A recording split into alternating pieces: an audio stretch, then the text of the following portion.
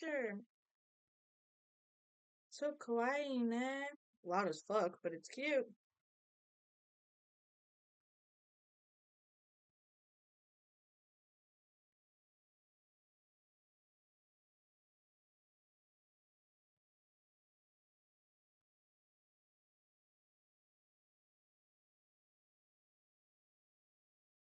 This is gonna take a second to load, but that part is normal.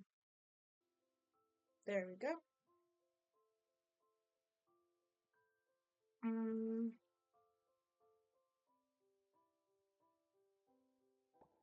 Start. Yeah, we'll just have to go back from here. Shame.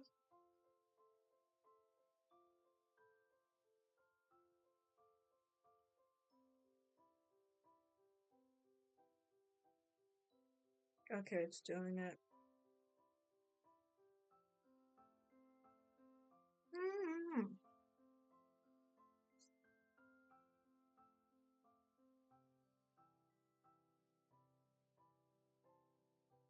There we go.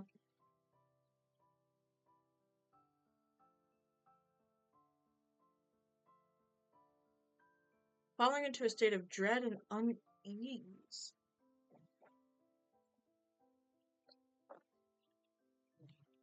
I'm just gonna not touch it. I'm gonna let it load. I feel like if I touch it, it's gonna be like, hey, your thing's not responding, so we're gonna crash it. No. There we go. Okay.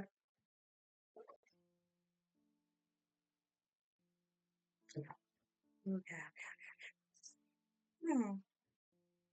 Just so we know what's going on. We are this little boy. What I did was I stole these candles and I set the thing on fire. I could put it out. I walked into it. I'm on fire. What do I do? Um, um, um, tab, inventory, water, use it on me.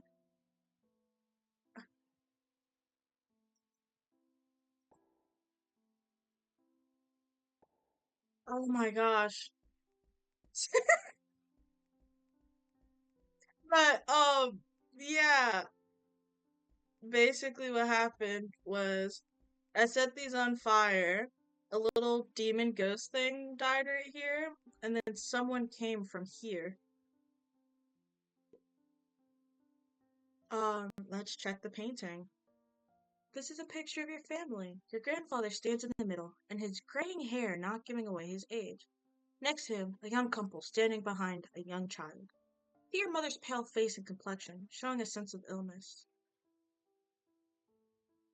The man who you presume, pardon me, the man who you presume to be your father stands behind her wearing a black, wide-brimmed hat. You cannot make out what he looks like. Round them stands many other figures, well dressed, who you know to be many aunts and uncles. So for this was originally a Chinese game, and it's translated, so I know there's some errors, but it's fine. It's not like illegible. There was a guy who came from the painting, and he went into Mother's room. Here he is, my lovely Grace, my beautiful angel. Finally, we can be together forever. Mom, no! An unusual aura of black mist swirls around and swiftly dissipates into nothingness. You watch your parents simply disappear in what was less than smoke and dust. You swear you heard a string break inside you. Okay. This is their whole, like, point system for abilities, like in D&D. This confuses the hell out of me. All I know is I need 1 through 6. I don't know if this is 1s or 10s. I don't know if they're both 1s. All I know is this is my sanity or something. Oh, but I succeeded. It's probably 1s, because that's 7. That, yeah. 2 to... I don't know. Maybe they roll both and take the higher one? I'm unsure. But we're gonna take this. The handwriting on the paper is delicate. You realize as your mother's. This seems to be for your father. Ronald, my love. Father warmed. What is loud? There we go. Ronald, my love. Father warned me not to see you now. The only way I could convey my thought to you is by letter. Annan has woken up. You not need to worry about our child. What we had planned worked, and he had forgotten the incident. We got a clue, and our luck went up. We're gonna take it, whatever that is. Nothing in here.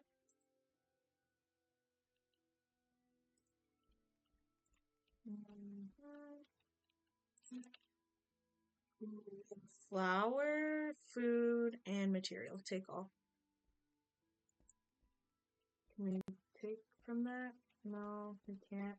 There was a drawer here that said, "Oh, I promised Mother that I'll never open it, and I should keep that promise." Well, she's dead now. Mother made you promise to not open this drawer. That's a promise you feel you should keep. Open the damn drawer. Let's see this photo. This is a picture of your immediate family. Little boy who's sitting on his knees of a gray-haired old man. Behind him stood a young couple smiling happily. Hmm. Okay, nothing in there. Alright, I can't grab anything. So, should we go into the passage way, or should we go forward into here with grandfather?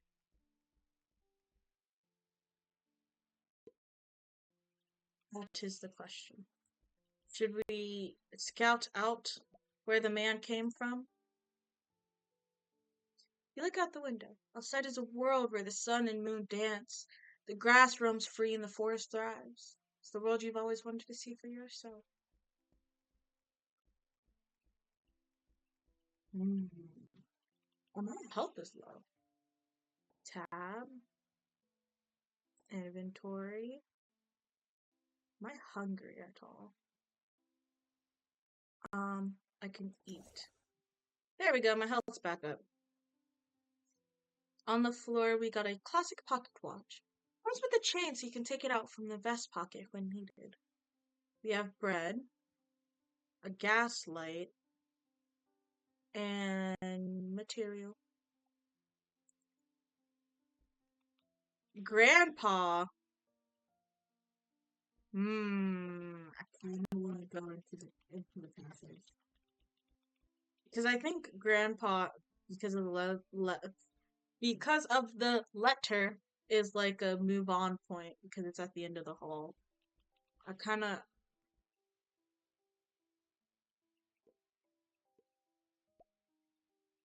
That much effort. You activate a switch to the Chambers of Secrets. Unsurprised as it opens in front of you. Oh my. It's secrets. Secret. Let's head to the secret room. Ooh. I have a gun now. Oh my gosh. The box was empty as if its contents had already been long gone. Oh.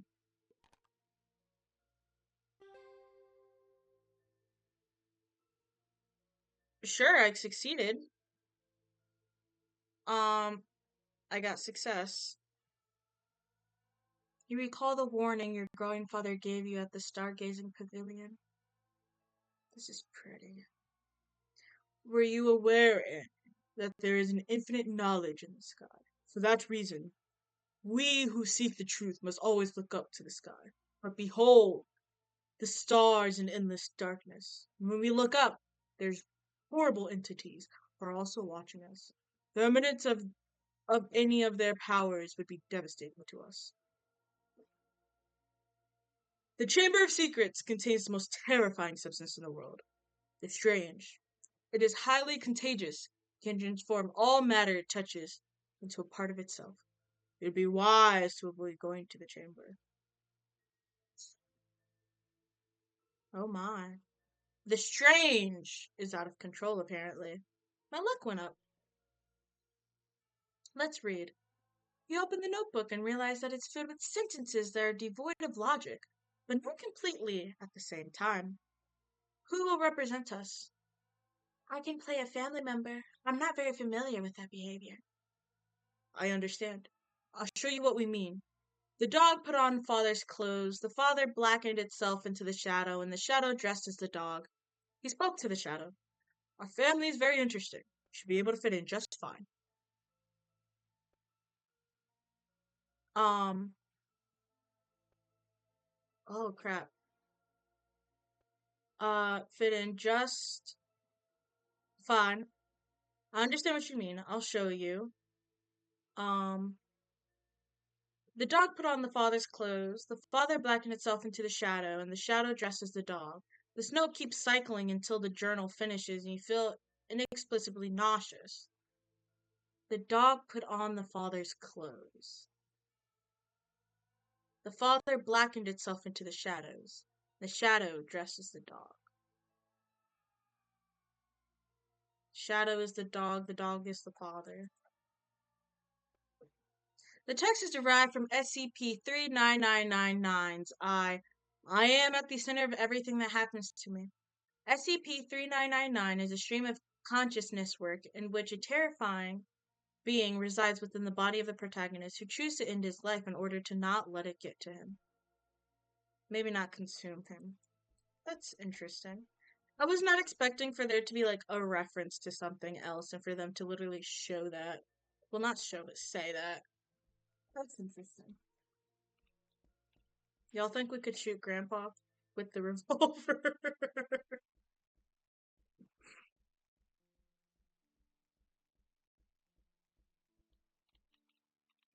So, to the den. The moment you walk into the study, the flow of time around you completely freezes as you notice something changes in the air. You struggle to stand and lose consciousness. Endless cycle music always has been. When you regain consciousness, your grandfather is there, standing in front of you. You also almost immediately notice a gate that you have never seen in the study before. My dear grandchild, you are the family's last hope. While the stars of the world all reside by rules and patterns, the destinies of people themselves are different. We've made you bear far too much responsibility.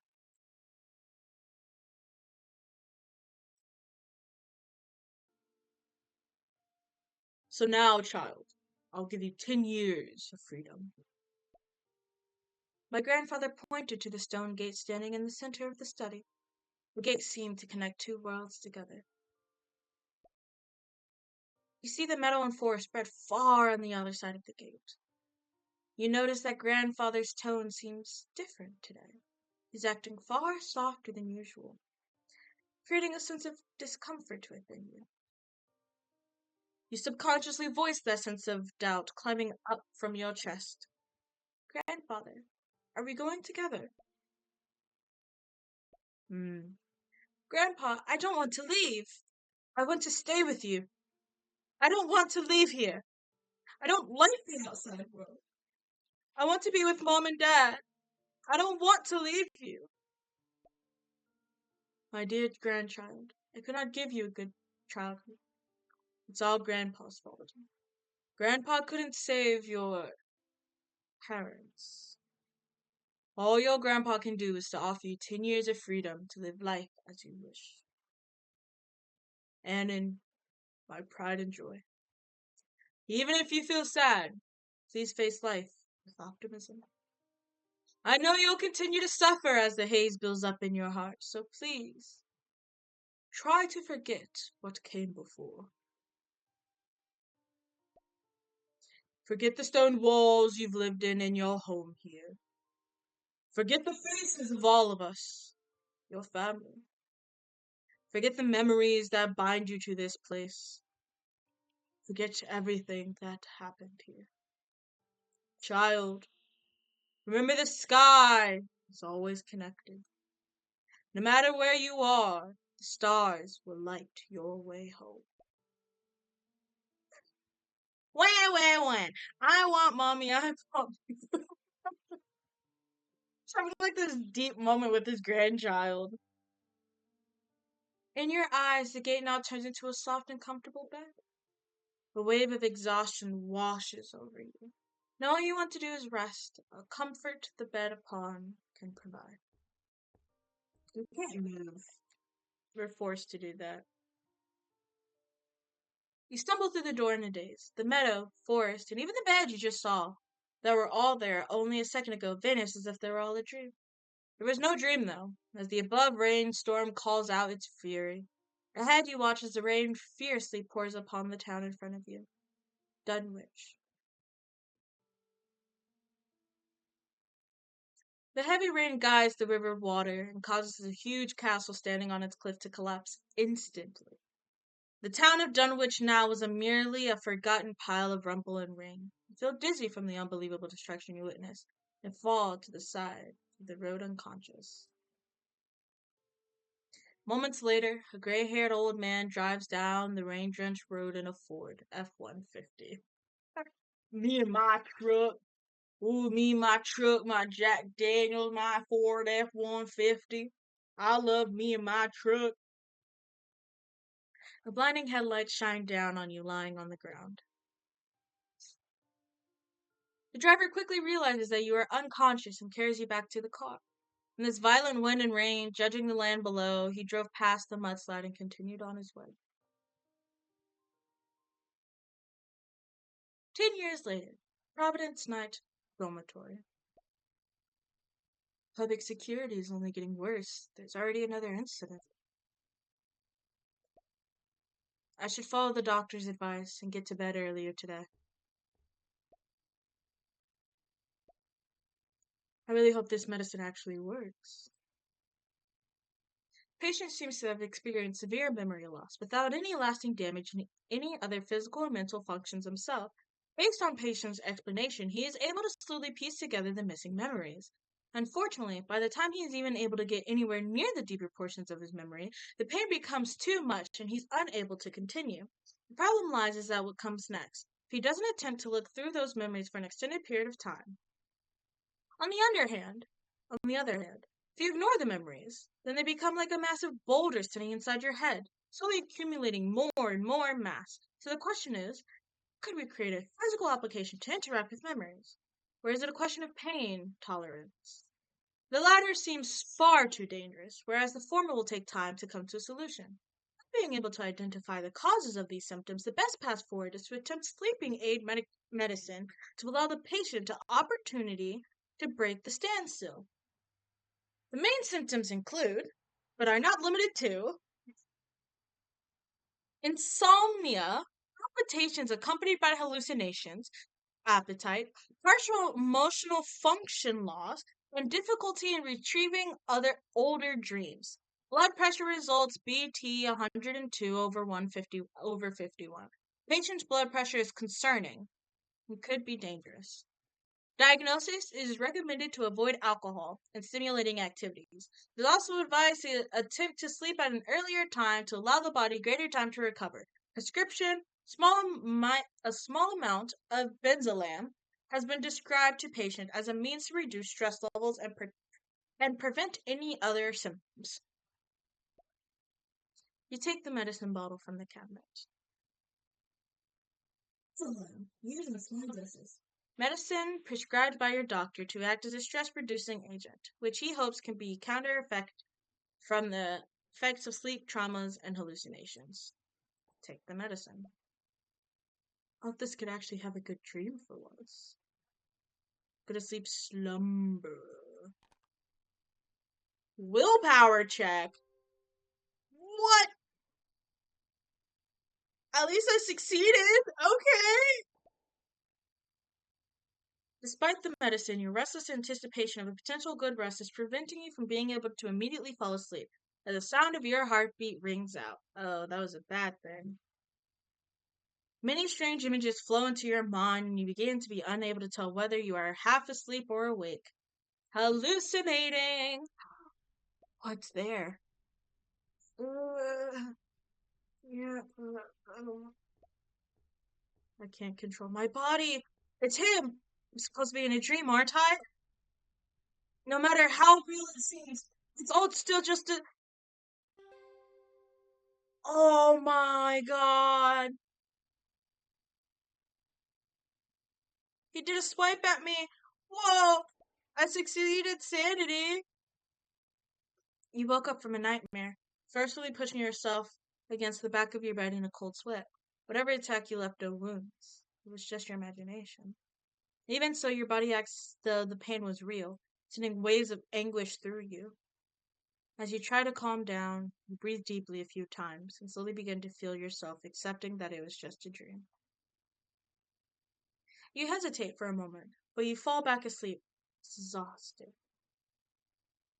As you slowly enter the realm of sleep again, this time you are uninterrupted by any nightmares that usually haunt your restless self. Oh. There is no written message on the envelope, but the seal itself feels strangely familiar. You open the envelope subconsciously. Annan, amazing! Oh. Annan, my amazing grandson. Today is your 18th birthday. I've prepared a birthday present for you that is waiting in my study. I'll be no brevity, and I'm sure you'd find it easily. You are our family's last hope, and I truly love you. Or believe that, or something. Why did the letter disappear? Your mind is flooded with fragmented images, like it's all a dream you've yet woken from. The very memories that you've been unable to grasp are now themselves reaching out to you. You're unable to fully process it all at once, but it sits there like smoke waiting. Your imagination will be a matter of time now before the missing portions fit back together. A picture comes in your mind as if there is something on the edge of your subconscious, of your consciousness all this time. See a castle standing in the night. Above and around it, the sky and the stars creating a dazzling work of art. It's a chapel on the west side and a stargazing pavilion on the dome-like structure. It all seems so familiar. Slowly, then all at once, the memories of your family hit you like a waterfall that had been plugged.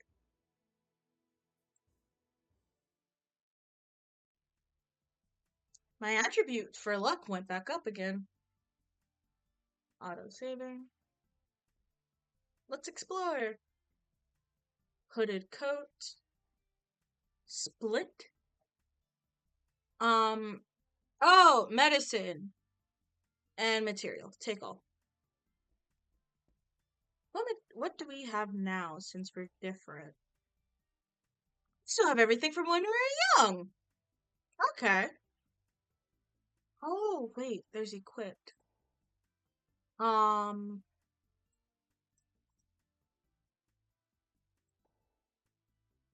hmm. It does attack damage. Oh, equipped to off tan. There we go. Keep that on me at all times, guys.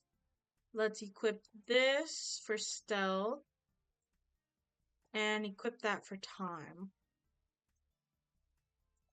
Huh, interesting. Let's view. Confused, unable to control the result of action. Medical history. Insomnia, palpitations. Um, should avoid negative stimuli, insufficient sleep. More food and funds. Take all.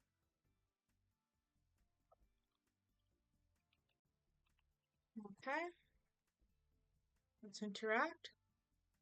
Newspaper information. Rhode Island Post. Rhode Island. Whoa. The newspaper's front page is detailing news of a major safety incident involving meat products sent by the city by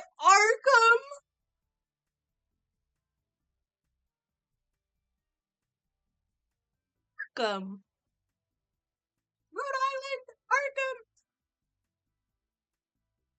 Do you guys know how close Rhode Island is to New York? And do you know that although many people think Gotham is in New York, it's actually New Jersey? Is this all a string of coincidences? Although the food companies involved have resolved the issues, most of the food has already entered the market. Those who consume these food products have displayed highly unusual symptoms. While the incubation symptoms are not necessarily obvious, it writes that patients have often fallen into mania, fit impulsiveness, and extreme irritability. They are already led to several violent outbreaks. Takeaway. Class papers. Papers on the research on the lost city of Carcosa, which was said to be eradicated from the map in an unholy disaster. Tens of thousands of people vanished in just one night alongside the stone walls and pillars. Eventually, its disappearance led to a war waged by the neighboring kingdoms that lasted a few centuries. And a horror novel. Leaf through it to see if there's anything useful. I'll take them both. Whoa, this was the book that Amy recommended. I haven't finished reading it. I still need to return this thesis as well to the library afterwards. Good thing I took it. We'll need an umbrella. And let's look out the window. Can we? Nope, we can't. It is 7 o'clock in the morning. Let's leave the room. Whoa! Okay, so I did play the demo of this, and this was not here. Nothing that's happened here was in it in this. My. Mamma mia. Remaining AP. Huh. Well, he mentioned the library. Once paid, no additional AP is required for the day. Re-entry available. We should head to the library to drop off that thesis. Are you Amy? Amy, I have to leave school for a while. The last book you borrowed from me. Yeah, the last book you borrowed from me will have to wait a little longer for it to be returned. Aww. Aw, that's okay. She's so cute. Aw, that's okay. The book, if you have not finished, just keep it there. It's okay. Well, I'll read it as soon as I can. Oh, she's adorable.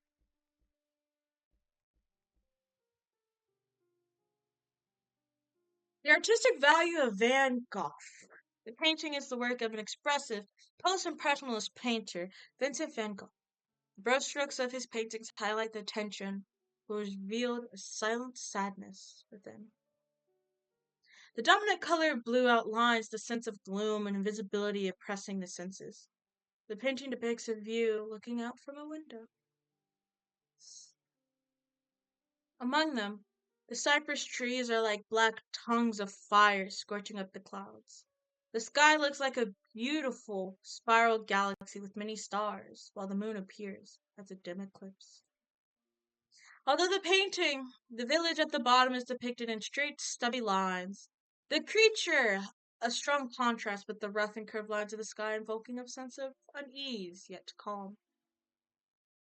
In this highly exaggerated deformation and strong visual contrast, people can sense the artistic's restless emotions, psychedelic world of imagery. Guys, it's like the Doctor Who episode.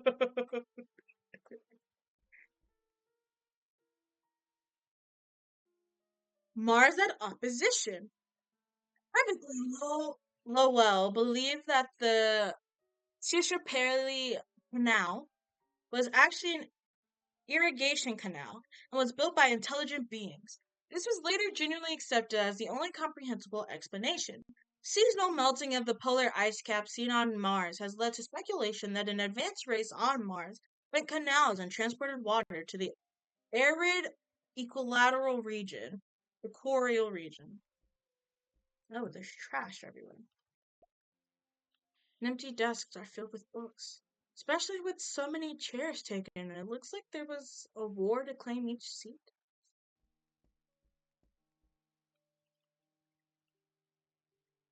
Oh, okay, that's the same thing. Let's see. Ooh. Preservability 80, proper ability 10, success rate 90. Hmm. We'll use observe. Success. As you search the bookshelves, you come across the book about sports techniques. You try to glean some information from it. Hmm. Yeah, I doubt. That's fine. Sports fail to grow. Let's view this one. Okay. As you search the bookshelves, you come across a book about surviving in the wilderness. It's potentially interesting. You try to glean some information from it. Please, please, please, please, please. Fuck. Can we try again?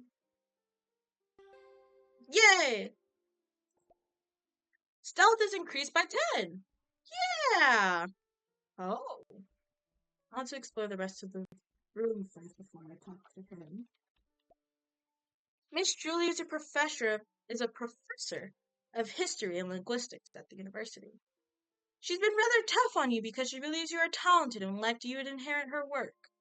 Recently, that relationship has been a little strained. You clearly got to your recent classes on time. However, no one has any memory of you being there. Huh? Annan, do you have time to wander around? Get back to class! Miss Julie, I'm going to be out of school for a while. You young people are always wasting your time. Nothing but nonsense is what it is. Drinking, partying, gambling, traveling, and so on. All students these days seek is to have fun first and foremost. Calm down, woman.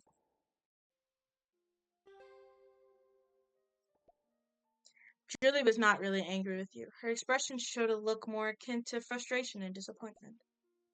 I finished my homework yesterday, actually. I promise I'll try to catch up on the lessons I've missed when I get back. Anon, you must remember, as a researcher, you must not fall into a habit of slacking off. I'll give you the benefit of the doubt this once. Here's a summary of the lectures for the next few weeks. Thank you, Miss Julie. Hate that type of teacher. Yeah.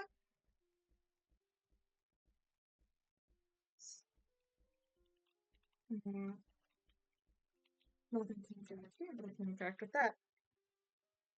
Theory of Social Division of Labor by Ellie Durkheim.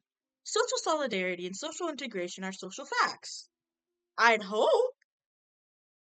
The fact exists independently of the individual and has a unique feature called collective consciousness. The root function of the division of labor is to create a sense of solidarity between two or more people, a collective consciousness. Okay. Way to repeat yourself. Take it. Oh, what's that? Inventory. This. It's a magnifying glass. Now you won't miss any fine print. Who are you? A man was reading a book intently. Eye of nymph, toe of frog, hair of bat, and teeth of dog. For a charm of powerful trouble, like a hell broth boil and bubble. Okay, Dr. Seuss. Same thing. You can't look. Okay. Then I shall speak with you, kind sir. Recently the school closed the second door. To pity of all other texts out there. Apparently the reason was for the closure had to do with some kind of theft. A witness claimed they saw a monster hovering in the air somewhere on the second floor. They described the monster like a bat and said it was carrying a part of books closely to its chest. The witness then said that the monster found him and knocked him out before leaving. Before he passed out, he mentioned smelling something terrible, like fresh maggots crawling out of the sewer. The police played it off as some hallucination of a student. Do you think what he saw was really a hallucination? Event selection.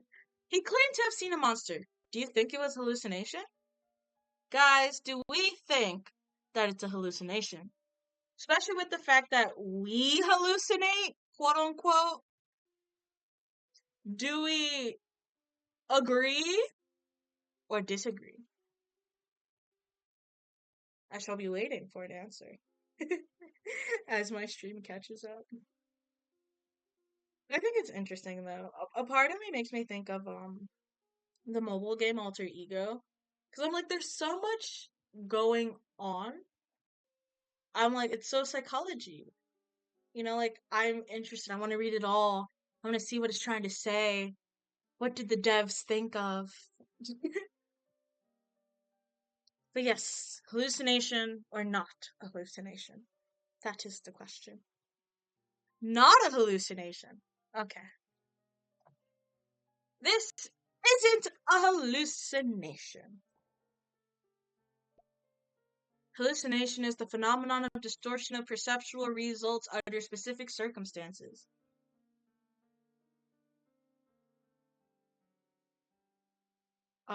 Already picked not a hallucination. If this phenomenon did not occur often, then what if this was unlikely to have been an illusion? Yes!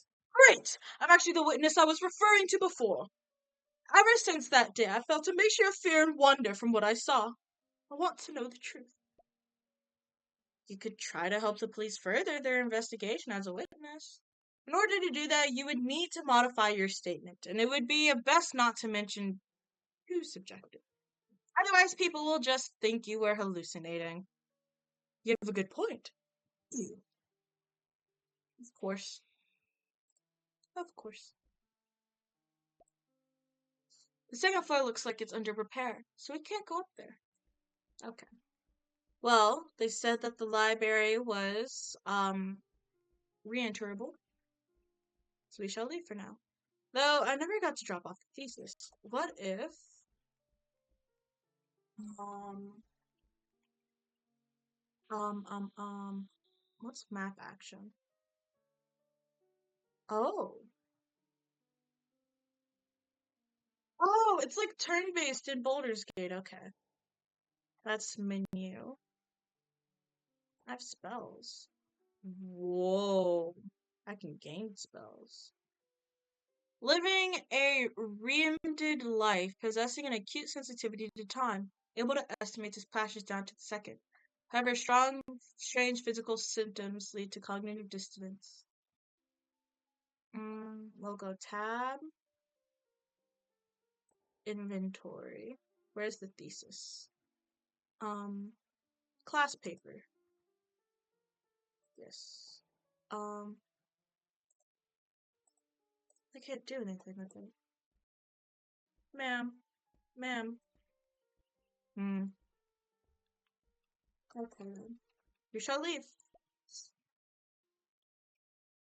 We shall go to possible pharmacy, grocery store.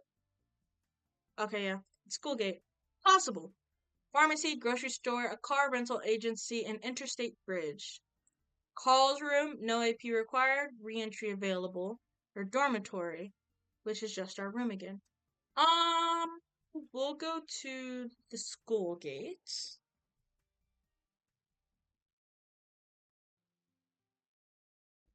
Ooh, this is pretty.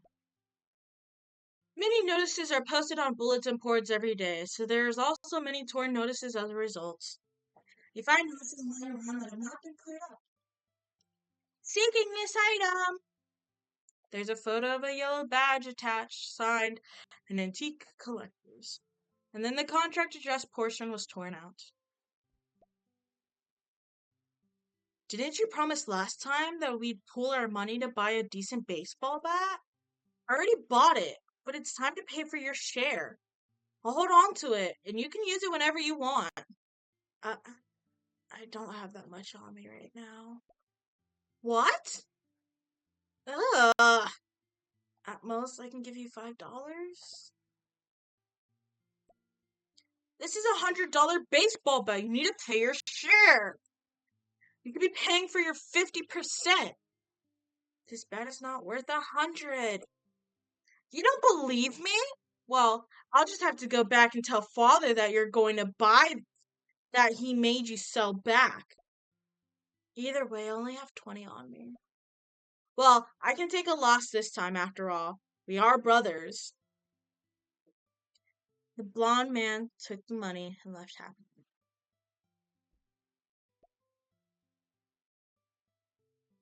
For art, for love. The school's opera association will be performing the popular Ska on January 18th. Make sure to bring your significant other with you. We'll hope this to be an opportunity for those to confess their love for each other. Let's talk to the black-haired man. He's broken-hearted. I wouldn't have brought the money if I didn't want to buy it back. Where can I find $20 now? What are my options? Today's the last day I have planned for work too. Um, okay. Should we talk to him or should we lend him money? Because we have quite a bit of money. We have $110. We can lend him the 20, or we could just conversate for now. I shall wait. Type lend to lend him money, or type talk to just speak with him. I shall wait. This is so pretty.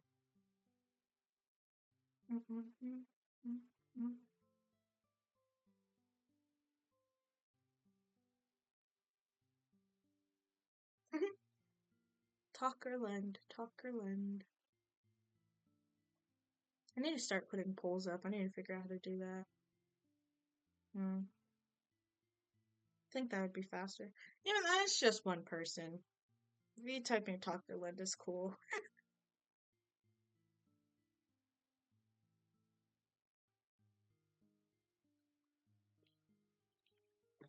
We have 110. We can give out 20.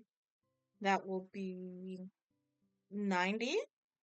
Will be $90 left.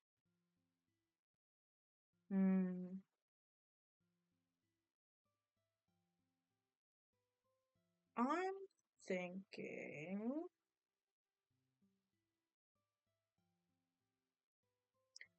we can talk. We'll talk first. Oh, it's the same thing. I'll lend him the money. Yes. Wait, really? Thank you very much. I will pay you back as soon as I have the money. He ran out of school as fast as he could. The bullied teen. That was sweet. Interact. Look through the trash can. Observe. Success. Number 10 Barton Street. Broken note. Okay. I don't think there was a Barton Street in town. President Stone passed away at 10:38 a.m. on December 28, 1999. Sorry, 1919. Whoa. As his illness family took over the treatment, he was 65 years old, with his last wish was to keep everything simple in his passing.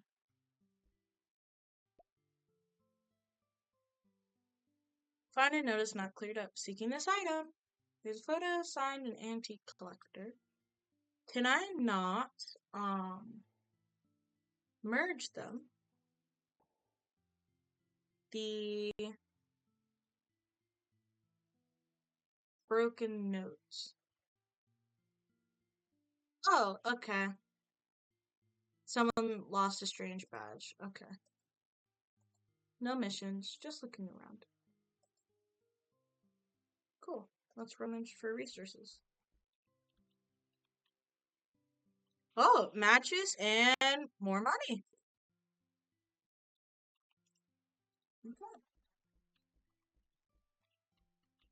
wow, that's really pretty. Gorgeous thing. And two photos. Oh, observe. There are many phone numbers packed into a sheet of paper, easily taped to a wall of the phone booth. The only number on there that interests you is for a railroad office that reads 635-85477. You almost notice something under the edge of the sheet itself. You find a small card with no form of identification, just a string of numbers 644388813.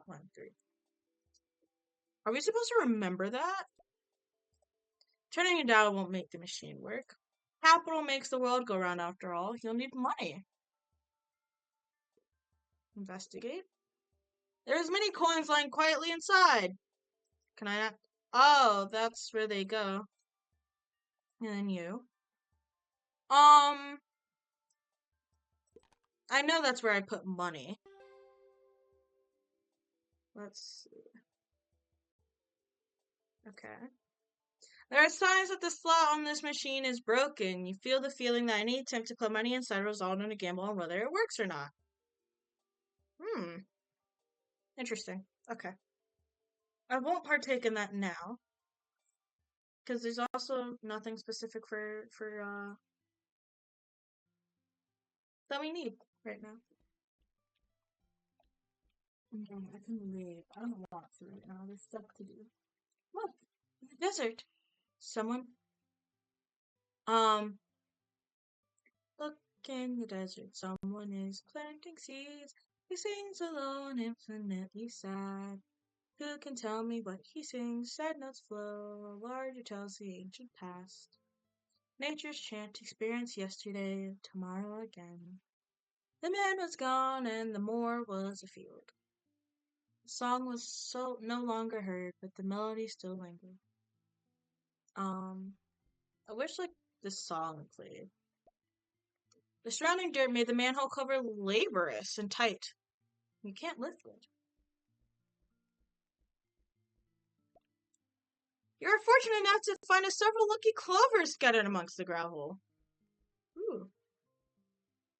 You're just smoking a pipe. Oh, cat said no. Let's talk. Annan, as always, you are not popular with the animals. I don't know why all the animals seem so hostile to me. I think they're hostile, they just seem scared. The animals here are fairly docile, though you're a special case. Have you ever considered taking a part-time job as a zookeeper? Forget it. I don't want to get sued by any animal protecting organizations. May I borrow a tool? Uncle Blacker, I'd like to borrow your utility pliers. Are you doing Carl's dirty work again? I just can't support that. Can't keep doing everything for that old guy. No. Books have been going missing in the library. The trail's far points to the sewers. So I want to investigate. Sewers. These pliers are my general go-to. They are likely more appropriate for you. Thank you. He pulled a crowbar from his back tool belt. Why would a groundskeeper have a crowbar? Thank you? No need to thank me. I found it in the grass a bit earlier. Thank you. Okay. Let's turn in this thesis before we do that. Oh, that has me leave. Um,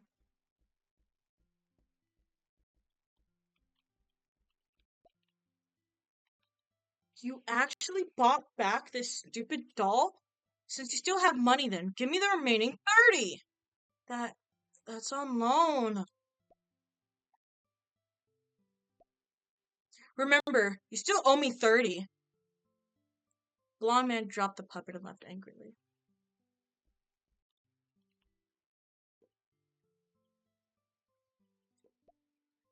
That was us. My father was very fond of him and considers him another son of his. Maybe I'm too much like my mother. I'm sorry. This isn't your problem. Thank you for your listening, though. I'll get the money together as soon as I can.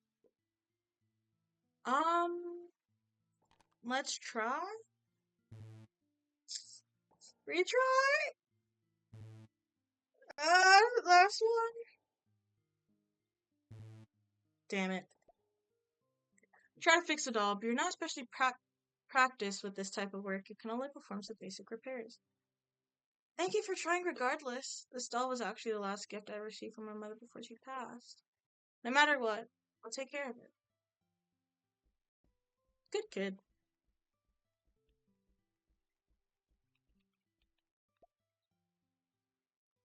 Look, in the desert, someone is planting seeds. He sings alone, infinitely sound.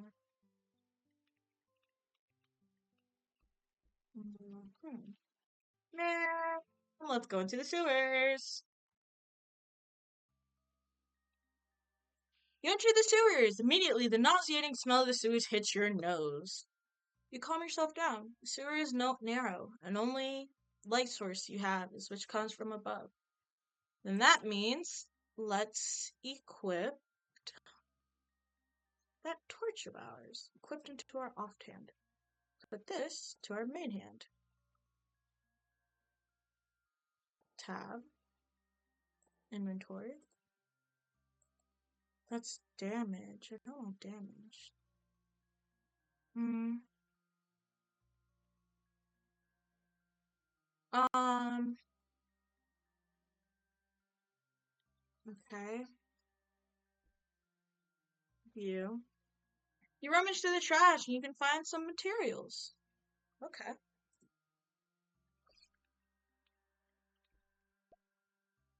What is that? The sewer echoes with the sound of objects being moved somewhere ahead of you. In the darkness, your eyes begin to make out a figure standing ahead of you. A man? Then he realizes some creature with ears like a bat and moves like a cow. Try to get close to the monster. Ooh. Wait, isn't that you, Mr. Stone? I, I'm Mr. Stone. My memories of being alive is all but a haze. Mr. Stone, what happened to you? I have no idea myself. When I first awoke, I found myself lying in the dark underground. There were many black stone buildings and many people similar to me who invited me to go deep underground with them. They told me that it's paradise for those like us. For some reason, I felt very happy when they said I was about to say yes, then I saw the book on my hand. If I remembered one thing, it was that I didn't want to let go of literature. I want to take what books I could before I went to go into the paradise they mentioned. Because, after I left, I don't think I'd be coming back here again. I was on first season moving the last of the book. Once completed, we would leave to go underground. I intended to steal the hole soon. So please, don't tell anyone about this. The principal has asked you to keep a secret. What is your choice? Keep the secret. I do not wish to fight you, good sir. Simply like books. Thank you. I think I prefer this life. Things like money, clothing, social matters are of little concern.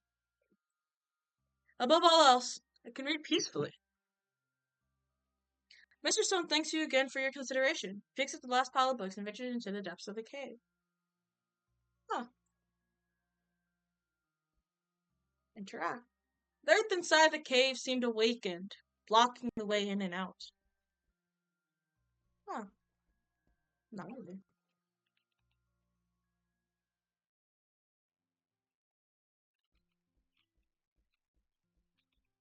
Thank you, Uncle. The car's been pretty bad these few days. Prices of tools and even food are raising like crazy. Money really doesn't last long. You're happy.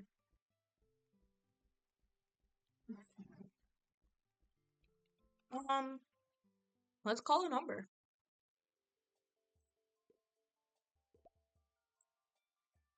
Eh, I want to write this down. Do I have a notebook? I do. Let's see.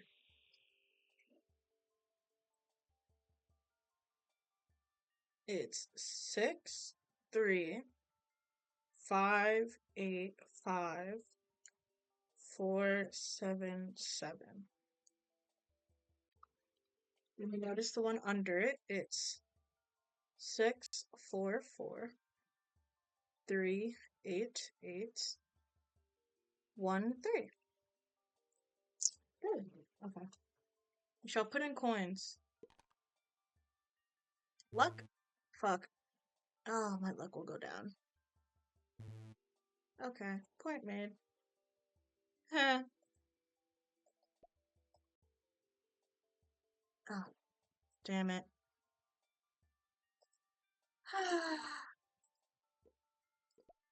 Okay. Well, I have those numbers for later. Let's leave. We'll go to. Oh. Um. Hmm.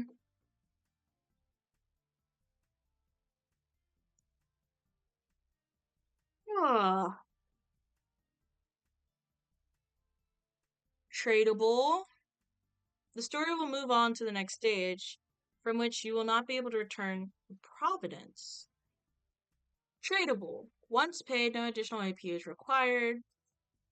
Um. Not required. Let's. I want to say, we'll go to Carl.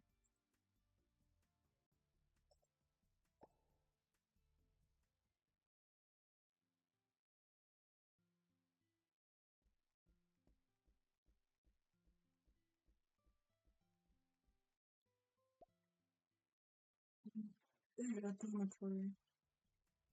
Part 4. Oh, wow. As soon as you enter the room, you see Carl drinking his way to enlightenment as usual. You hear him happily humming a tune of his own creation while writing what you believe to be his manuscript. Hmm.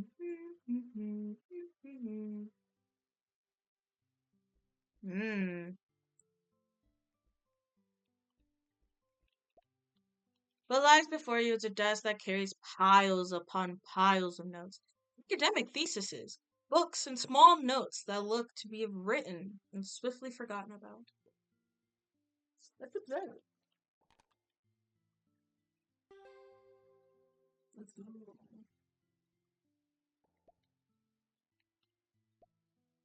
So, what is this picture? It came to the mail from a previous patient I worked with. He wanted to thank me for curing his strange disease. He was rather young, but he was complaining that his memory is getting worse rapidly. He told me that it was all tied to some strange dream that he'd forgotten the contents upon waking up every day. All he remembered was that there was some place he wanted to go. So I aided him with achieving a trance-like state to search for memories in his dreams subconsciously. Sometime later, I got this painting in the mail. I suspect he found what he was looking for. Look how he's smiling in the front of the yellow house. You notice a broken yellow badge attached to the edge of the letter. Upon picking it up, you feel a strange shiver run down your back. You examine the badge a little closer, see a strange symbol along the back of it, but nothing to indicate what it might represent. You take it, right? There's something that makes you comfortable about this symbol. I'll look into it just in case. Sir, this badge seems interesting in some way. I can't discern. Do you mind if I studied it? Feel free to take it. The clutter is piling up in my office anyway. I don't have time to look through every last thing here. Thank you. Hello, Carl. Review the study records. Since the start of human evolution, countless fragments of consciousness have existed with this great sea of unconsciousness. The common habits humans have established were derived from a sense of collective consciousness that society enacts upon a fresher mind. What was it That came first, the concept of human clusters, or was it the ocean of consciousness that established deeper thought? What is the deepest part of a dream? In the ocean I described as consciousness, is there nothing awaiting its deepest depths? Or are there greater beings able to manipulate the consciousness of humanity? The human mind and body are connected in some manner. But which is true? Mind is not an invisible thing, independent of the body. Everyone is born with a brain capable of generating emotions and thinking in some manner of different degrees. All complex human emotions have their own elaborate biological mechanisms. Changes in the body affect the mind, and changes in the mind affect the body. Understandable. Professor Carl, why are you drinking again? I don't plan to drink once the day comes to an end. I'm not an alcoholic, for crying out loud. Annan, do you understand the idea of wearing another persona? I don't quite understand what you're getting at, Professor. Alright, so an example. A drunkard is one of my personas. When I'm drunk, I can relax my mind and release my emotions to such a greater degree than normal. On that note, I still have much more wine on hand. Would you like to try it for yourself? You should experience a variety of emotions rather than sticking to your norm of comfortable. It's in a sense, emotions are a greater form of empathic and comprehensible knowledge. It's just good for you to experience the world in various ways. I already know that, Professor. I've already been trying something similar, in my case, trying to understand emotions through a literature. Do you enjoy it, or at least do you feel like it's beneficial for you? I hate it. No, specifically, I hate stories. People tell stories, put themselves in a position of authority. They use these stories to elaborate their own values and they believe to be correct. Santa Claus keeps a last of bad children. Only hardworking bees are allowed to be given honey. Women were made from one of Adam's ribs. These well-known stories are laced with personal values and truths. The wider the story is told, the more constraints people to act in forth of truth. These stories fight for power, with the winners being a form of fact or cultural standard. I just think it's an excuse for power. So you're more interested in the world's actual history. History is written by the winners. Even so, there's still truth that can be interpreted and observed. No one can return to the past themselves, after all. All we have is the interpretation of others. The current way of humanity is all the understanding, and past are a great narrative after all. Well, regardless. Now suppose you came here today to discuss your studies. Professor, I come here to say that I'm leaving for some time. I'm going back to Arkham. That's great to hear. Even if you hadn't decided to do so, I'd done my best to persuade you eventually. People's past experiences will often affect their presence in some manner. We've been unable to get any results from form of trance therapy I've attempted after all. I'm certain that in those lost memories that are the causes of your current problems. Even so, don't put too much expectations in this. Even if nothing comes of you can still see it as a relaxing holiday trip. People still need a driving sense of purpose. Yes, I understand, Professor. I hope that by the time you return, it's a better understanding myself of your condition. Here, add the cost to my key. I won't be traveling anytime soon anyway. If you feel like you owe me, you can wash it for me on the way back. It has been for me many years, just like me. It's an old soul. Thank you for everything, Professor.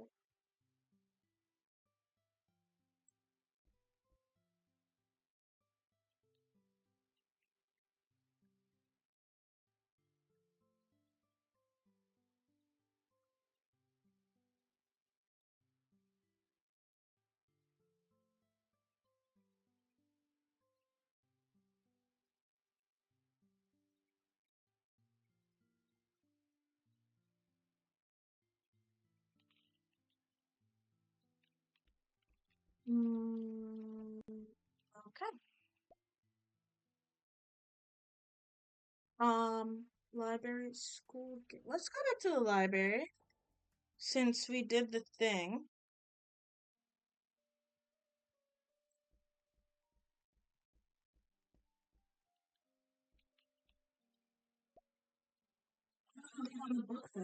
Remember, there's been a major food safety incident recently.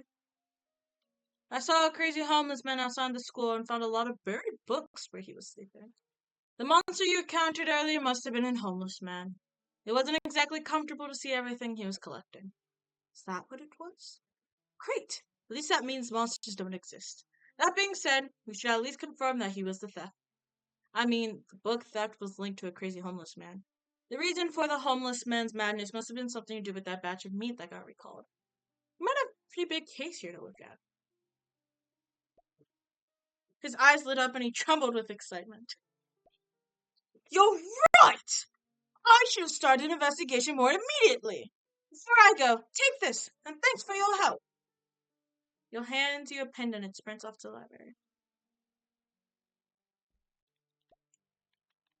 I still can't go up.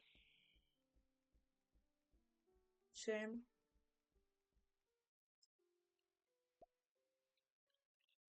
Okay. Pendant, I wish to go to the school gate. Because from there, I can look at this again. Does this have a number?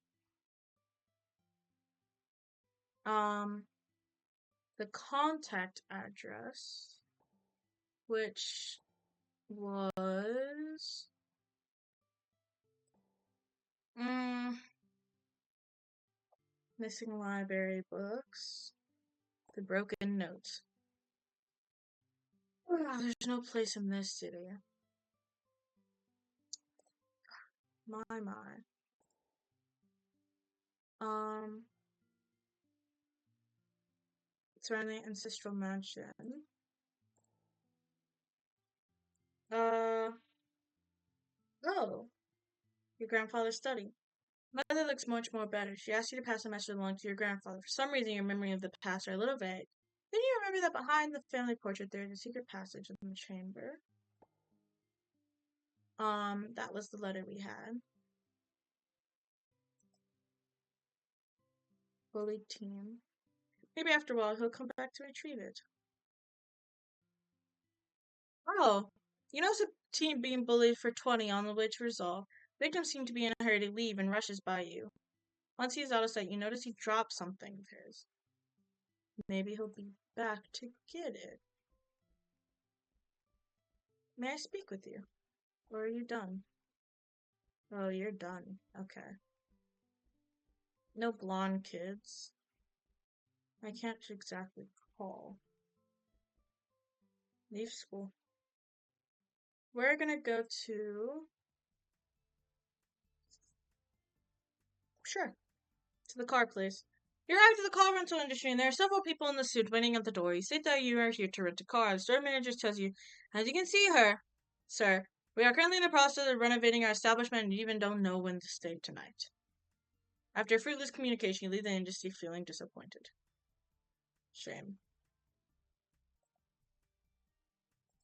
School gate. We're going to come up here, go to our dormitory. Okay. It's just this and nothing more. Shame. Hmm. We can't put in our thesis.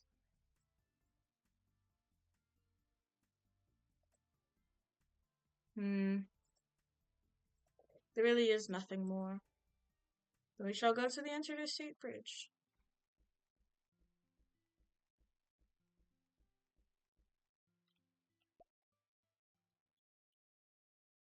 Ah, the interstate bridge is free, so I think we'll go to the pharmacy then.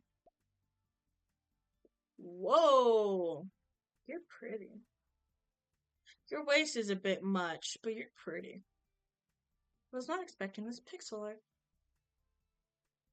Welcome to the pharmacy where you can spot a young doctor sorting through medicines. She notices your arrival and looks you over.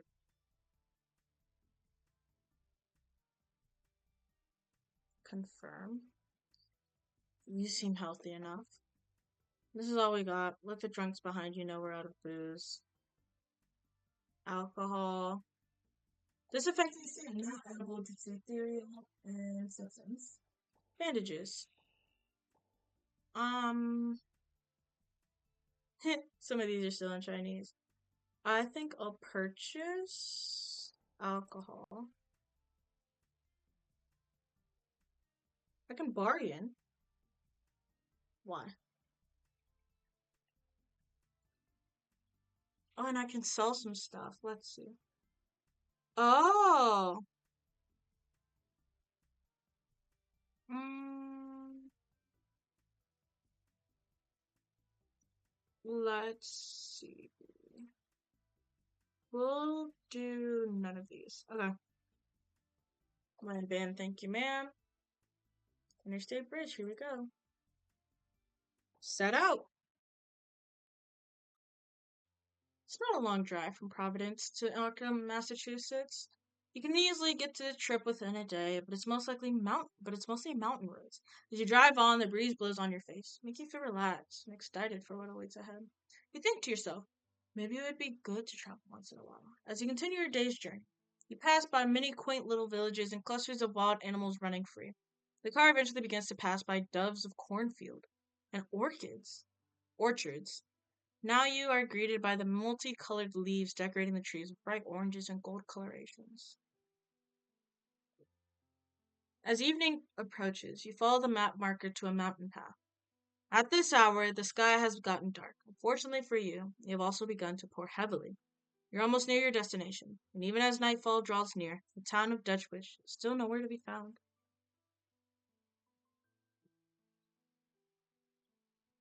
No Dutchwish.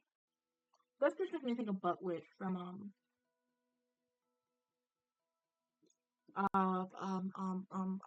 Forever Teen or something like that. In New York City. You continue to drive around and follow a map and find your hometown. Even as night falls, there's still no sign of Dutchwich. All that you can see, wild mountains. You see around, just when you're about to give up, your eye catches a covered bridge halfway up the hill and ahead. You continue to drive, and the stone columns in front of your bridge prevent your car from fitting through. Alrighty. Alright, nothing here. Large wooden bulletin board reading, "Welcome to Dutchwich." Rummage. I got another flower, got some herbs. Okay.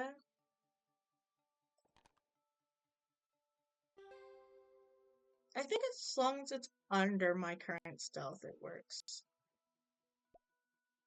Flock of fat rats appear ahead.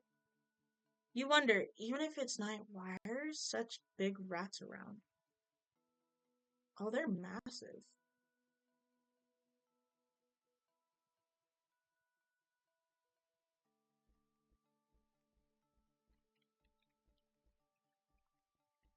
Hmm.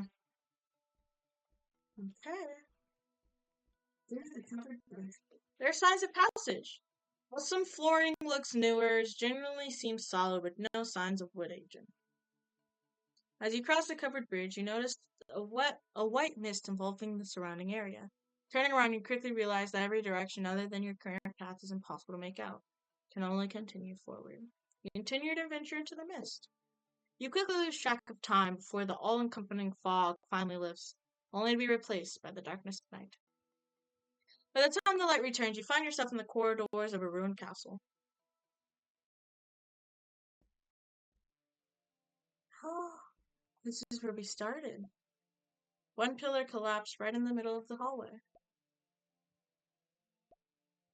How are there signs of weathering? It should take decades at the very least. Oh, no, we're not jumping. You enter a bedroom. Most of the rooms have been wrecked with rubble quite some time ago.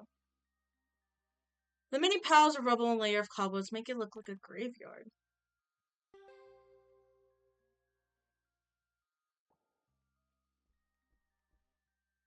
Investigate. Observe. While most of what you can see is dust, cobwebs, and of course, rubble, you carefully search for anything of potential interest. You eventually find a photo. Pick up the photo. You can tell from the photo that it's supposed to be a family group of about a dozen people. One of them is a graying old man sitting in the middle. Next to him is a young couple holding a child with long light blue hair. The woman's complexion is pale, and she looks tired. The man behind her is wearing a hat, broad brimmed hat. You cannot see his face. The child in the middle turns out to be a girl you've never seen before. Hmm. When you try to take the photo with you, it turns into dust and ash, vanishing.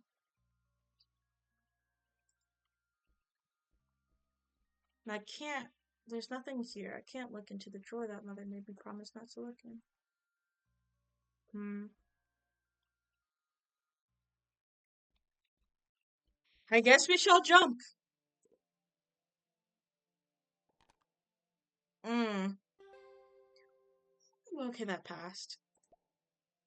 You jump, you land, you rise, and you cross the chasm of about 3 yards in one go. If there's one unfortunate part of this is that there's no one to give you a round of applause. Oh, something is coming out. Oh my. Yes, success. More rats.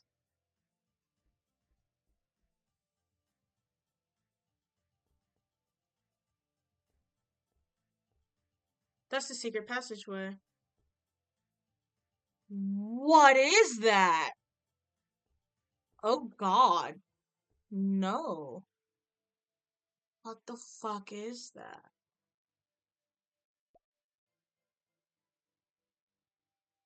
You see a torn portrait and a huge splinter through the wall behind it. There seems to be a secret passageway behind it, and the intersection is blocked by collapsed rubble. Oh, it's blocked. Hmm. What the fuck is that?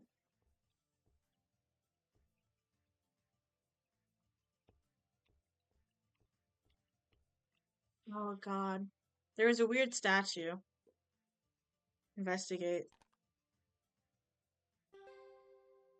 Okay. You look closely at this sculpture, realizing that its limbs eventually hold a similar structure to a human body. As you look at it intently, it seems to come alive. You effectively feel a dizziness, like something has been drawing you away.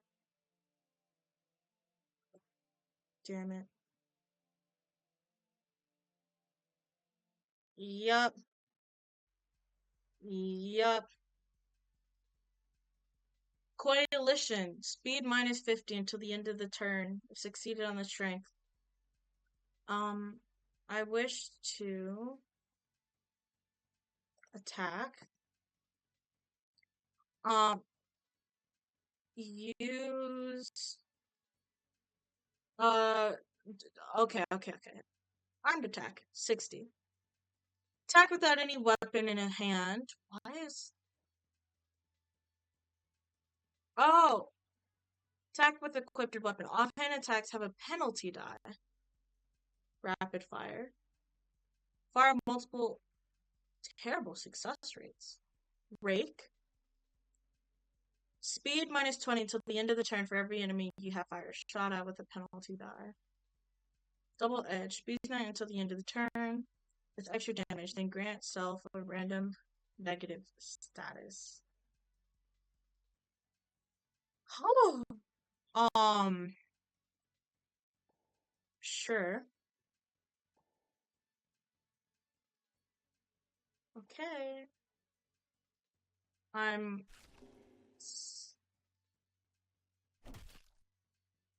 Oh God.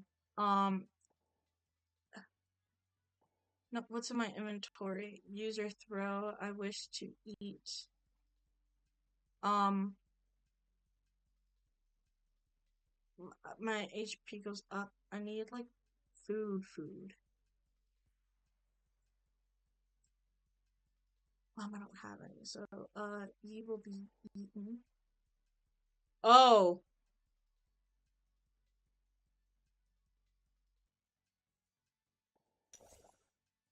Oh. Okay. That didn't cause anything bad. Attack. Um. Mm, its health is at 13 instead of 20. We'll try it. Oh, it was successful.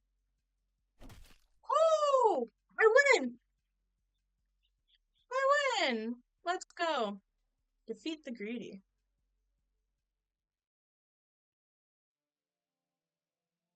What was that? Inventory. No clue. Clues. Defeat the greedy. Oh, they're just enemies. Okay. Oh, there's a lot. Oh, my. Okay. Initial memories. Cool beans. Okay. I'm guessing that's another one I wish to heal, actually. Can we eat? Um, SP can go destroy? What about you? Your luck.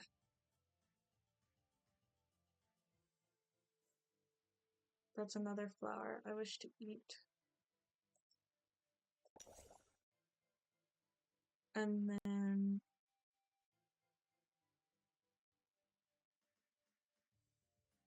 I guess that's it. Oh, okay, that's not something I can interact with. Oh my. What was that? You notice the pit below the cobweb floor, narrowly avoid it. You glad you kept your guard up. Oh my gosh. Okay.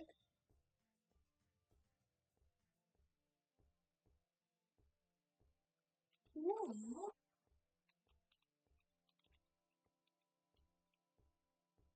Really pretty game. Okay. Sadly could not explore grandfather's room previously. View bookshelf. You investigate carefully and finally find a stone covered in dust on the old bookshelf. It gave off a faint glow after brushing off the dust.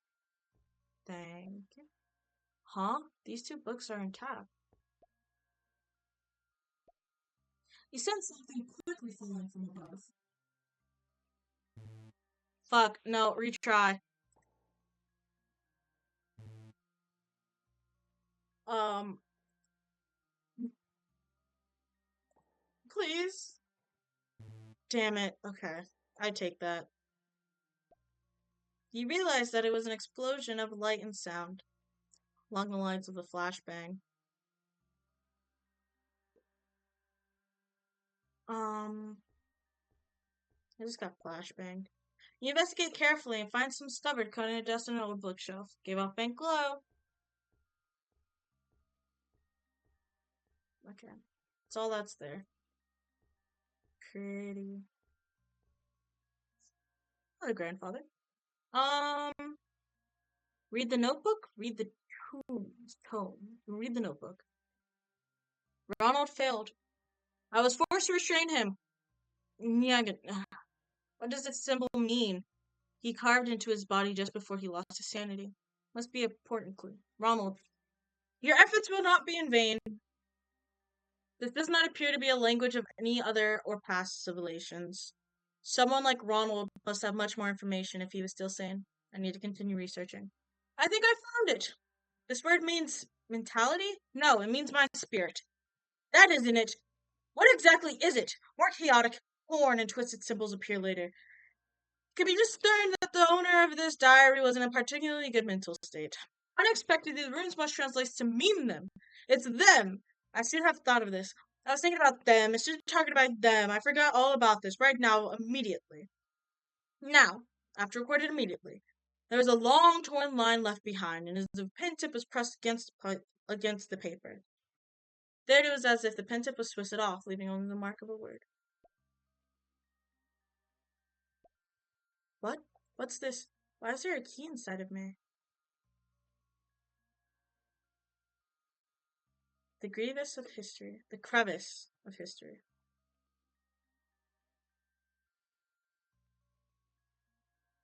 You come to a rather strange space. You look to the left and see the stars of the universe are shining brightly. This is your past. Is at this moment you start to feel that the joys and sorrows, and at the moment you start to feel as the joy and sorrow of these past 10 years were all in vain. Like I need water in my voice.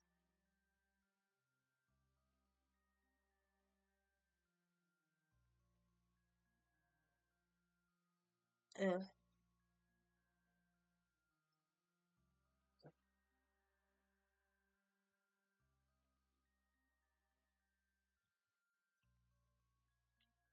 When you look in the right, the stars are dim. Here you can see order and chaos alternating. You are shown bizarre things that are incomprehensible in such a short period of time. You see a light shining 10,000 times brighter than the sun. You begin to hear laughter all around you as if someone were admiring a work of art. You see many adherent monsters spreading across the universe, each acting in a way you can only describe as full of distortion and madness. Very genes out of genetic blueprint, drawing a sea of flesh and blood in their wake. See the stars burning all around you. No, it's the whole universe, boy, burning. The burning stops, leaving only darkness forever.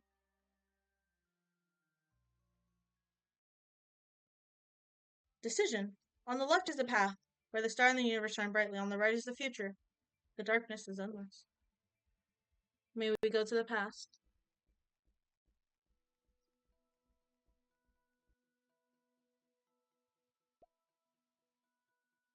Oh, my, she's pretty. You step into the past. The figure of a young woman appears in the fissure of history. She stares at your back as you depart. She then gently closes her eyes as her body gradually dissolves into the void, as she watches her child for the last time.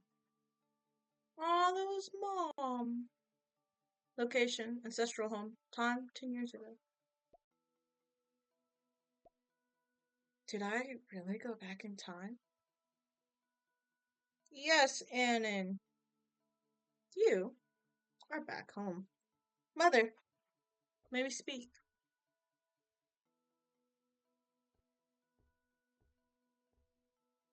She's not there.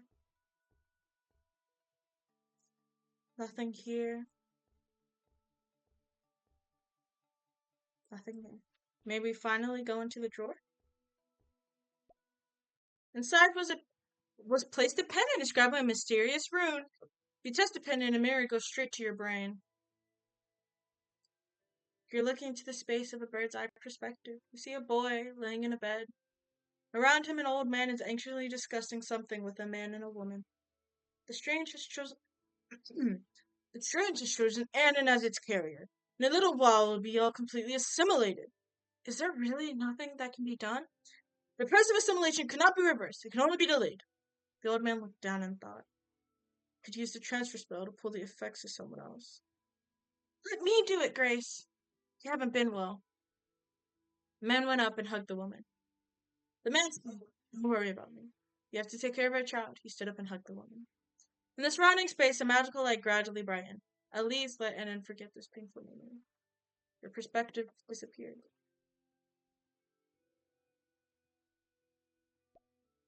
It turns out I caused everything all along. You finally know why grandfather won't let you leave the castle. You figured out why father was in the chamber. You know why your many aunts and uncles fell asleep and why your mother never got better.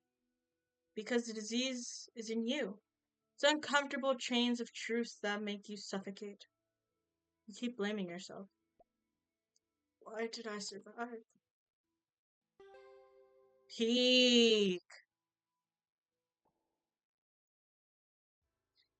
Because of your arrival, our entire family has been harmed. Then a voice appears in your mind. You have occupied my body. I think you are human.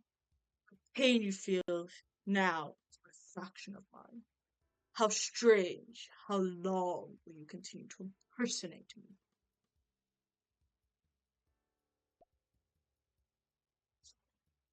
With a surge, the impurities of your body gathered before you. The silver key appeared on his body. You finally left my body. It's strange.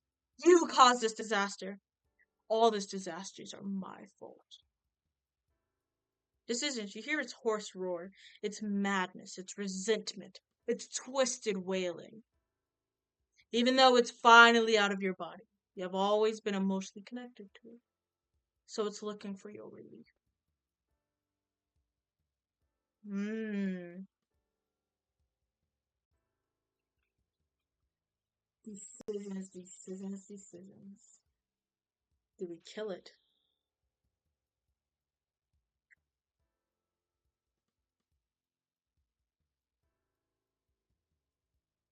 feel like we shouldn't kill it. You may like.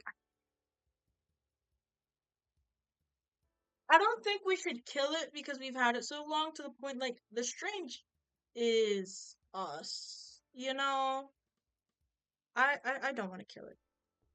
It could take the relief. You stand before the very thing you've always resented. The strange. The pain in your heart strips it into this concrete reality. When the stripping is complete, you suddenly find that it is not the disease you think it is. It's just a disease that corresponds to you. In the crack of history, saw that my whole life was an alternate reality. Anon did not exist from the beginning, but I identify more with Anon than with an alien outsider. I'm running away from myself, and attribute all sin to you in the abstract. There is still hope.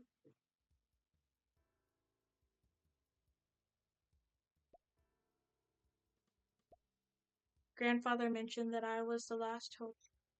Am I both a potential disaster and source of hope?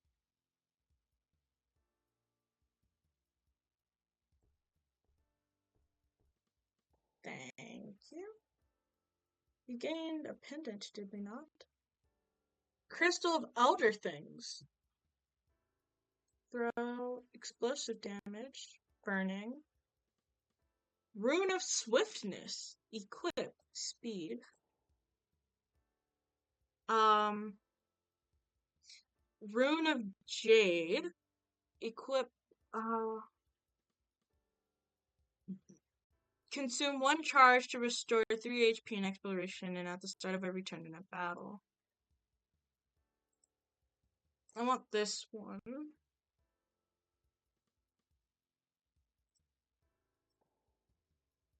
Mm,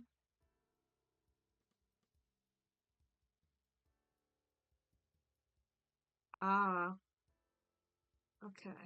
And then 4-leaf clover. Let's see. Shattered medallion. At the back of the element are inscribed crooked symbols. Just looking at them make you uncomfortable. I'm fractured?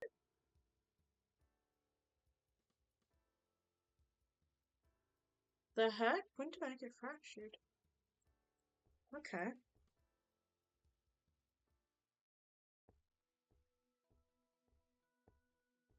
Is the burning I did still here? A group of black humanoids suddenly appears. Their faces are seared with insect stellates, with glued fluid foaming where their eyes should be. Sticky tentacles emerge from behind them as sharp claws push out of their arms. Mm.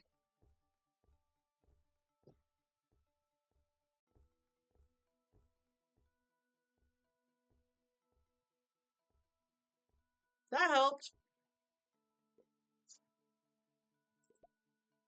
This is a picture of your family. Your grandfather stands in the middle, the graying hair not giving away his age. Next to him, a young couple stands holding a young child. You see your mother's pale face and complexion showing a sense of illness. The man who you presume to be your father stands behind them wearing a black, wide-brimmed hat. You cannot make out what it looks like. Around them standing many figures, well dressed, you know to be many aunts and uncles. Let's go into the passage. Without much effort, you activate a switch. Yep, everything I took is gone.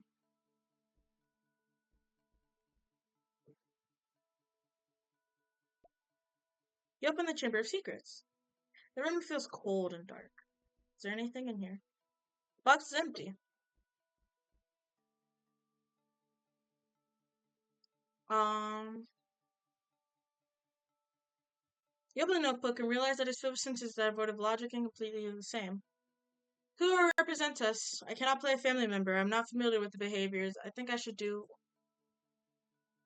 you should see how we do it. I know you'll understand quickly enough. Father, I understand. I'll show you what you mean. Doctor put on the father's clothes. The father blackened himself into the shadow. The shadow dressed as a dog. He spoke to the shadow. Our family is very interesting. You should be able to fit in just fine. I don't play family members all that well. They're much cuter than I. I think you just need to see how we act. I know you can do it. Um, I understand. I'll show you what I mean. The dog put on the father's clothes. The father blacked himself in the shower, then shouted just his dog. No key segment until the journal finishes.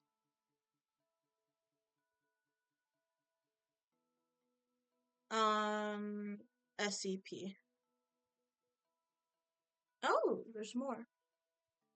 Stream of consciousness work in which the terrifying beginning resides within the body of the protagonist, who chooses to end his life in order to not let his body become abnormal and out of control. The context is written by Lord Stonefish, who suffers from severe depression. It's a microcosm for his inner world.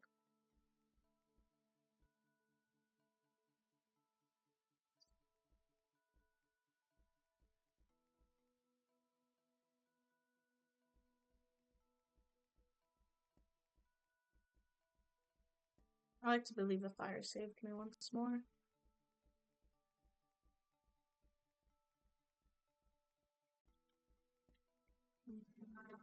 Grandfather.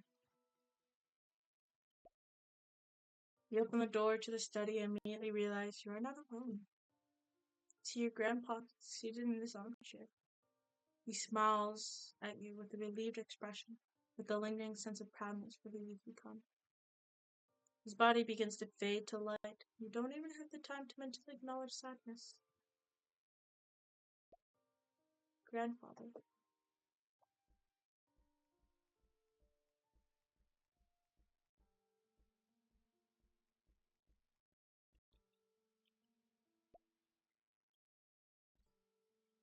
The girl. You open the box. In front of your eyes is a girl as delicate as a ceramic doll. Your heart is beating hard. It's not at all because of its attractive appearance. You feel an extraordinary sense of familiarity, nostalgia, of intimacy, of longing for wholeness. Then the girl seemed to be awakened by the noise. Slowly sat up. You're about to ask some questions, but she cut you off first. You want to be vocal, but you can't control your body. She looked at you with a silver cross glow in her eyes. You feel an invisible bond with her. Then you hear her soft, ethereal voice in your mind. Starkey, I know how confused you must be. Come closer to me, and I will tell you the truth about this time. The stars are shining in her eyes, and you can't help but move closer to her. Before you know it, she puts her hand slowly on your forehead. You feel your brain flood with information. Time, 10 years ago, when the disaster happened, the study.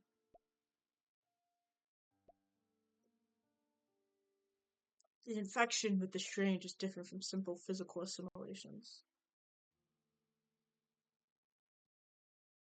I've already tested all the available spells and medicines.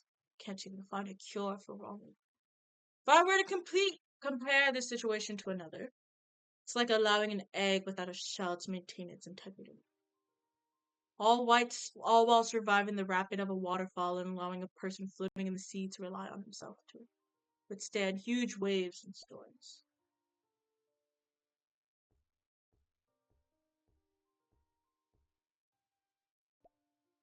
Ancestor, you once left a prophecy to warn us of this death.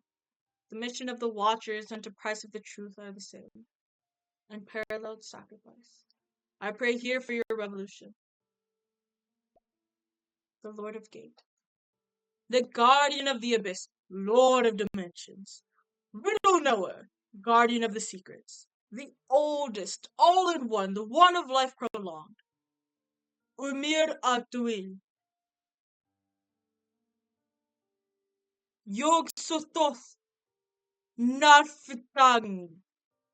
Your servant call upon you.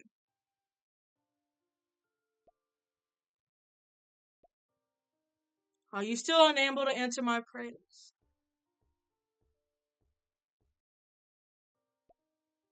We must go with the last resort. No matter what, we cannot let the infection spread. The transport port of Selenio is ready. Now that the stars are in the right place, our success rate is up to 70%. I can't believe we look up to the stars for decades, only able to vanish between the stars and the last. What an ironic twist of fate.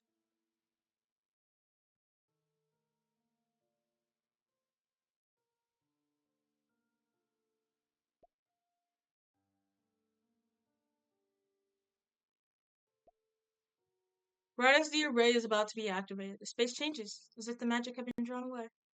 The room twists and turns into an arc of rock, dividing the two sides into two worlds that did not interfere with each other at all, virtual and real. From inside the door prayed a soft, ethereal, feminine voice. There is still a glimmer of hope. Are you willing to pay the price for it, though? As long as I can pay for it, please take what you must. A pure silver and white light covered George Howard, its energy sparkling like a multitude of stars. He felt like he had never been so clear and insightful. As information continuously flows into his consciousness, George Howard's expression turns serious. So this is the history's truth. Now that I'm aware, I will do as you wish. Grandpa! The child pushes open the door. Tender. In that instant, his body and actions are frozen.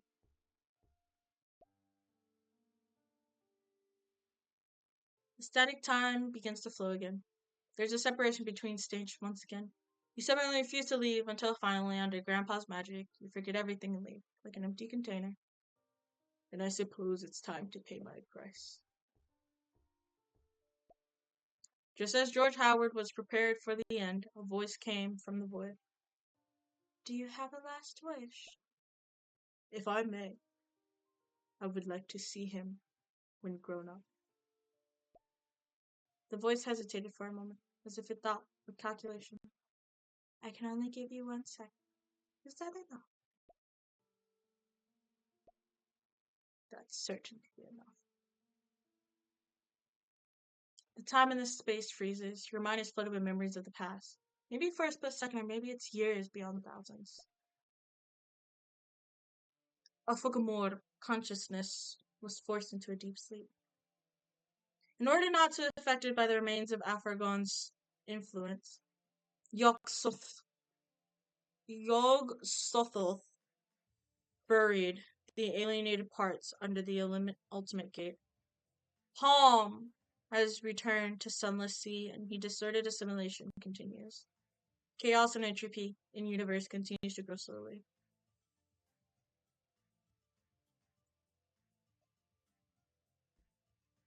Oh, man.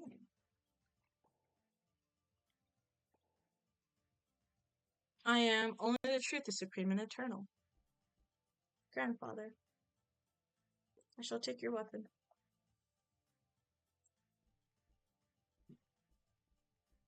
And the woman is gone.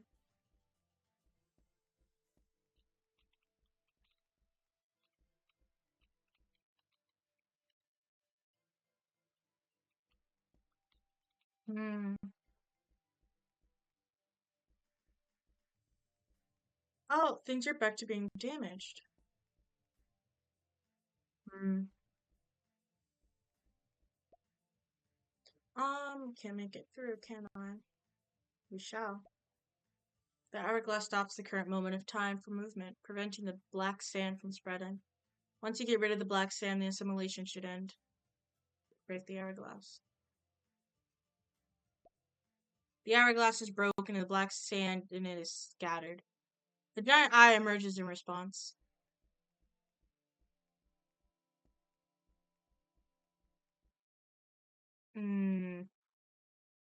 Doesn't look to be pixel art, so it's odd. It watches me, though. Dare I go close? Ah, fuck. Retry. You notice a pit below the cobweb floor, narrowly avoiding it. You're glad to keep your guard up. Oh. To wield, so you choose to construct a perfect result of your power. How ridiculous! I didn't expect you to have grown so weak! Without any thought, a name forced itself to the forefront of your mind. Afragumon. Could it be that after the rupture of the temporal loop you were directly perceived by them? So you're still considering your options. You hear her continue to speak. To wield!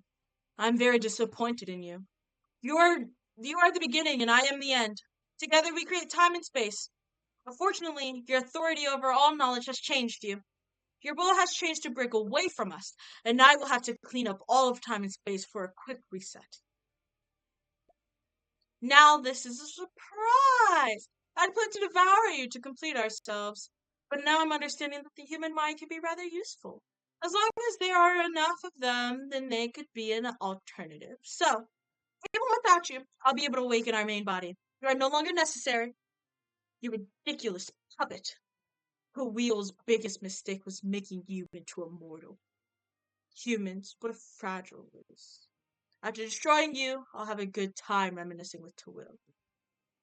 Starkeep, as long as your heart is not broken, time will restore your body. Every time you fall, you will accumulate the power to reshape for some time. What you face now is only one of their brilliant of avatars. However, Alphagon will never leave their true body. Their power cannot easily come here. Oh, I have to fight her.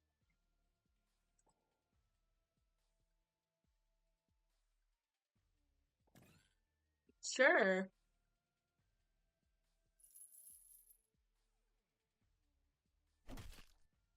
Oh, God. Oh. Um, um,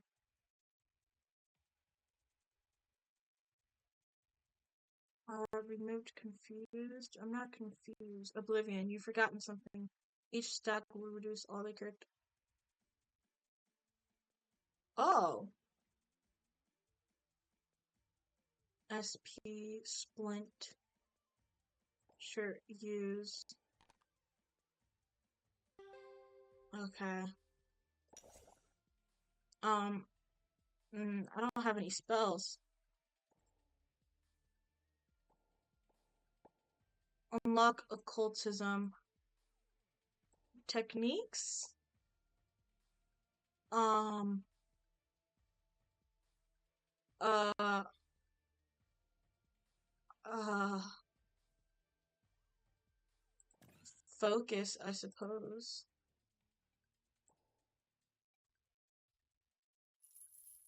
I'm dead. Oh, God.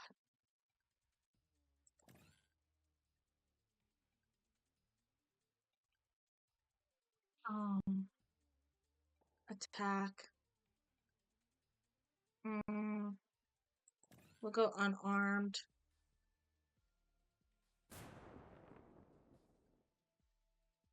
Forsaken by time.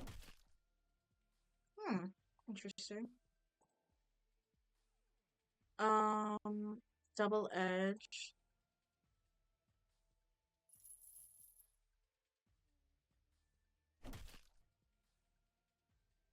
I have two oblivions.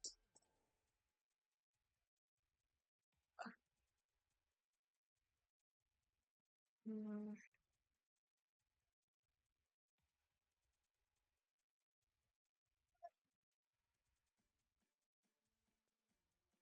what is my sport though? My sport is low, ain't it? Yeah, sport fumbled. Damn it all.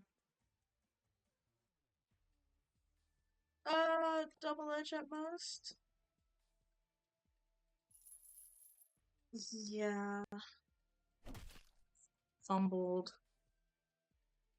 Um, mm, four oblivions, forsaken by time. The chrono you belong to serves the connection, severs the connection. When the stat count increases to 7, you cease to exist. The stat count 4, when hit by. Oh. Add penalty dice in every check by the stack count of imbalanced. Fractured. Truth. Uh. Sure, throw it.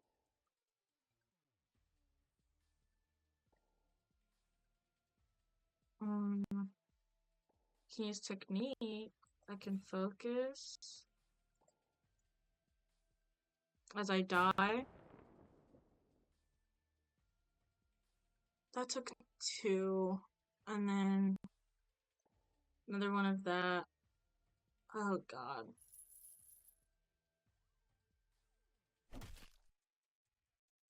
Oh. Mm, I really don't have anything.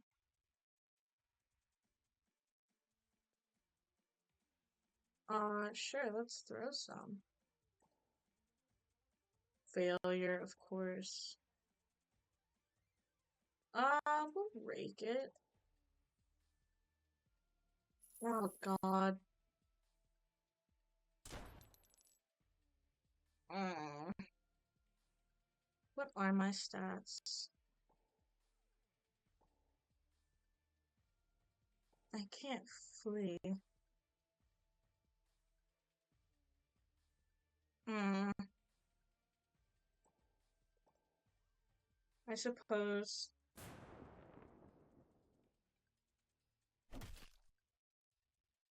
I have 6 of these.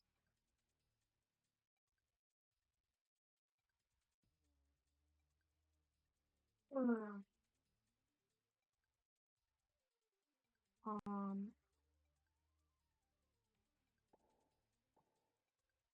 please.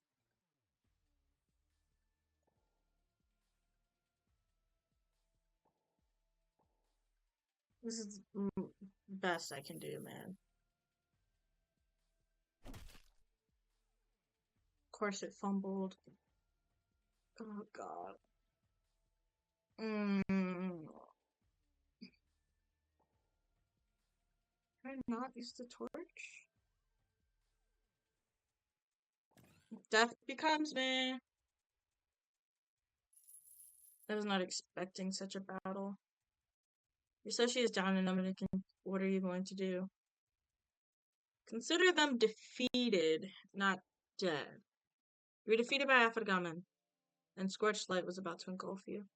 The silver key emitted a dazzling light, reshaped and restoring the surrounded space-time. Spell from this space by this force. As avatar of Aphrodgamon was repelled, the whole space trembled violent in rage. Impressive sounds rained down from all sides. Cannot hear the words being spoken, but you can feel the sheer anger contending within each. Aphrodgamon cannot go back in time for this 100 years of history, and so they are preparing to return to the start of space-time. Starkey, this is the most. Oh, Starkey, this is the most critical moment. Keep pushing! See the water condensing from the earth back into the sky, the clouds dissipating, the sky is clear. Sun sets from the east and the meteors float back to the stars. Time is going backwards. To the beginning. All of a sudden you feel like you're on the ocean. A great black fog rose over the darkened sea. The black mist pulls you down into it. Being in the depths of the ocean, you seem like amongst of the ocean is like being amongst the stars. In the blink of an eye, you fall into the ocean and fell into the galaxy.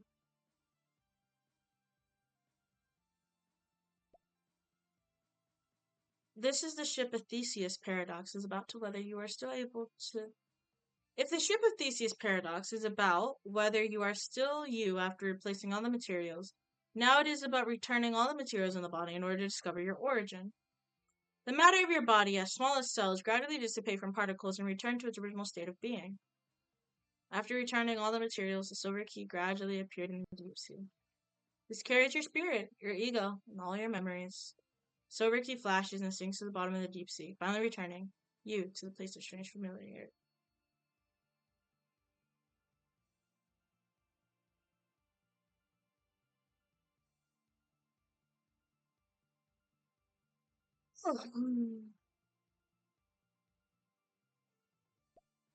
Whoa. Guys, this isn't pixel art.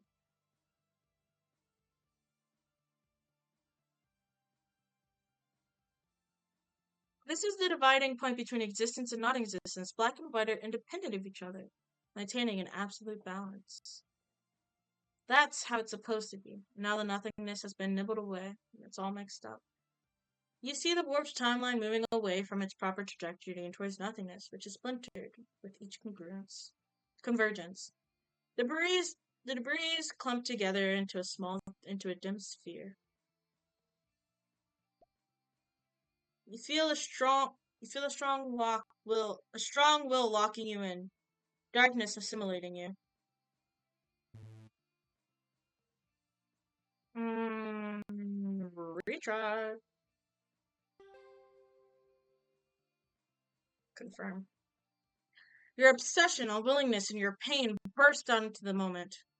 Like a sudden burst of lightning, your will lights up the night sky. Having pushed back the entity, your mental strength is at its limit. You lose traction, fall downwards, plummeting to the seat of no light. Your consciousness gradually becoming blurred as you are slowly sinking to the deepest part of your mind. Lightless abyss. As you sink, your consciousness becomes incredibly transparent. There is no end to the darkness ahead. Then you sense a familiar presence. Belongs to Tolu. It's not exactly the same though. Like a door, like the end of everything. Your consciousness is becoming transparent. You finally saw them. They lift you up and make you whole once more. Your eyes are always on you and you hear their words. Starkey, do you blame me for making you? No. Although coming into this world has made me feel all kinds of pain, human beings are too fragile to be affected by all kinds of desires. Whether it's family missions, a duty to others, or a concern in your heart, one forms a chain of invincible chains. However, sometimes the pain of these chains make me feel warm and happy. It finally dawned on me that this is something called desire. I attain a lost of memories. These are precious memories that I should treasure.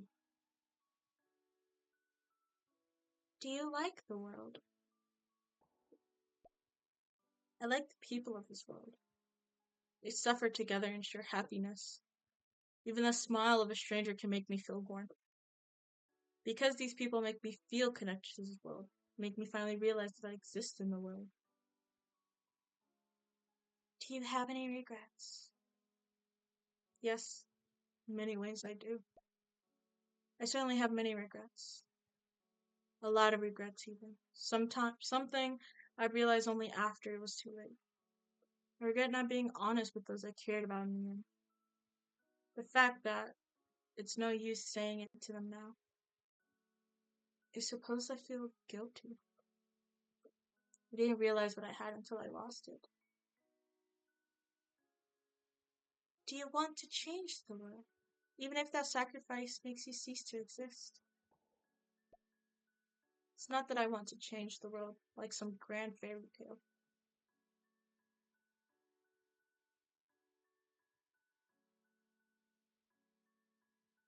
Rather, I want to separate this twisted timeline to prevent further tragedies, both to those I share a bond with. To thank my family for putting everything they had to seek happiness for me. For myself, who had grown especially over these past 10 years, finally has found a purpose that I truly believe in. Lastly, for you, who has given me this chance. For this, I am willing to bear the heaviest weight. I see, Starkey, my awakening requires a great sacrifice. But I, who has infinite and omnipotent power, am unable to sacrifice myself. So I must ask that you face this death instead of me. This death means separation from oneself. All your past will be cut away and dismantled, and the timeline you once lived will be purged from any trace you had. I will reboot the original timeline, effectively restored the distorted one. Speak, my Starkey. I will awaken and prevent the world's downfall. The most ancient and prolonged of life, Ur Atawil.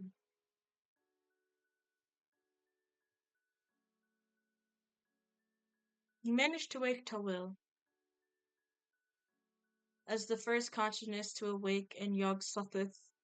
They succeed in taking control of the body. Yog Sothoth is awakening. After Margan's consciousness was forced into a deep sleep. In order not to be affected by remains of African influence, Yog-Sothoth buried the alienated parts under the ultimate gate. Calm has returned to the sunless sea. The distorted simulation continues. Chaos and entropy in the universe continues to grow slowly. The beginning of time, white mist wrapped itself over the sunless sea beneath. As if to begin its part, you see the black twisted timeline slowly unravel into the correct flow of history. 15 January 1910. Arkham. An old castle clinging to the hills. In the castle, a group of people are holding a birthday dinner to celebrate a family member who has just turned 8. The crowd stood together, ready for the family photo shoot. A grown man smiles brightly while a beautiful, elegant woman held his arm.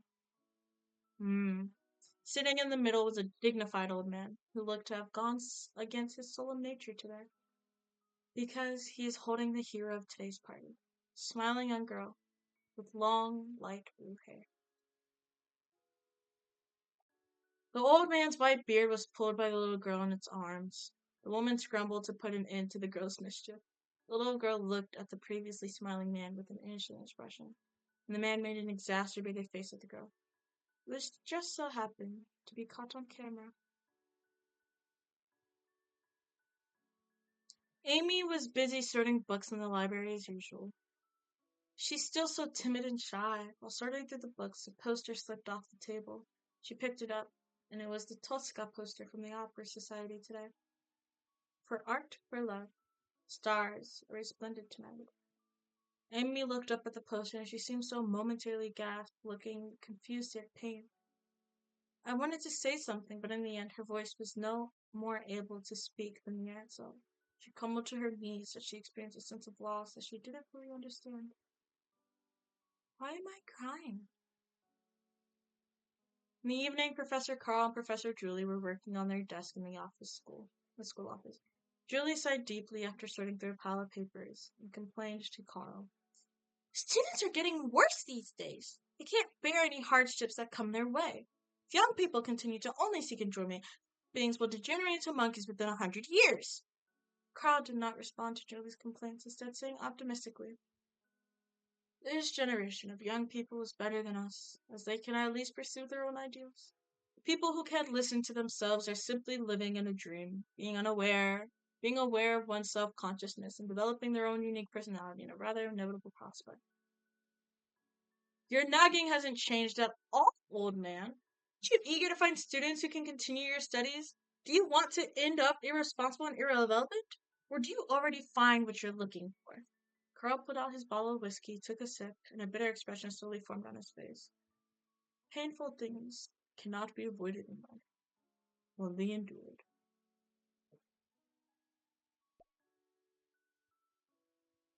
In a place made from the thousands of books, the flickering candlelights were the only form of light. The blank pages constantly being written and erased. A young girl with long, light blue hair was leaning against a long table in the middle of the palace, quietly watching a boy reading a book across from her. After a long time has passed, the boy turned to the last page of the book. At that moment, the girl spoke to the young man. This is the consequence of the past being restored. The people you once knew will not longer have any connection with you, and you will no longer belong to any era. Do you regret it, Starkey? Upon hearing the girl's question, the boy carefully began running his fingers over each page of the book once more. Finally, he looked at the girl and said, No, I'm confident in my choice, Sakatha. He looks older. He looks better. This was the best possible outcome. He slowly closes the book, concluding his journey to the beginning, of which an end wouldn't exist. All in one, and one in all. Clear. You chose to take your destiny into your own hands and sacrifice your connection to reality in order to empower to will to awaken up Yisosal, but only to restore the timeline of the world you once walked upon. But this is only just the beginning. The distorted timeline still exists, and the terrible beings that have been sleeping for ages long past are waking up, one after another. Terrible disasters are brewing in every space and time. You confidently chose to meet your choice head on. For Yog-Sothoth, you remember their power and stop the world's echoing with pain. A traveler who does not belong to any era has embarked on a journey that will never end.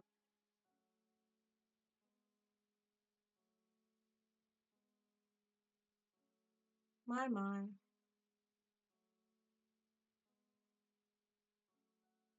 Mythical items? Oh, the gun and the cane. Can't scroll. Oh, I did.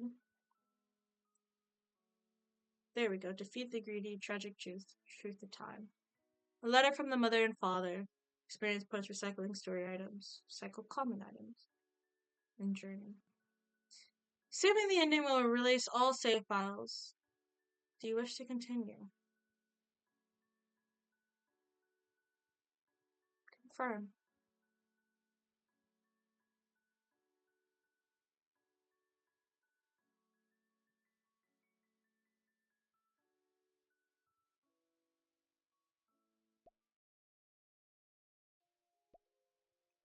Go and tell Sethoth about the situation of the sunlit sea.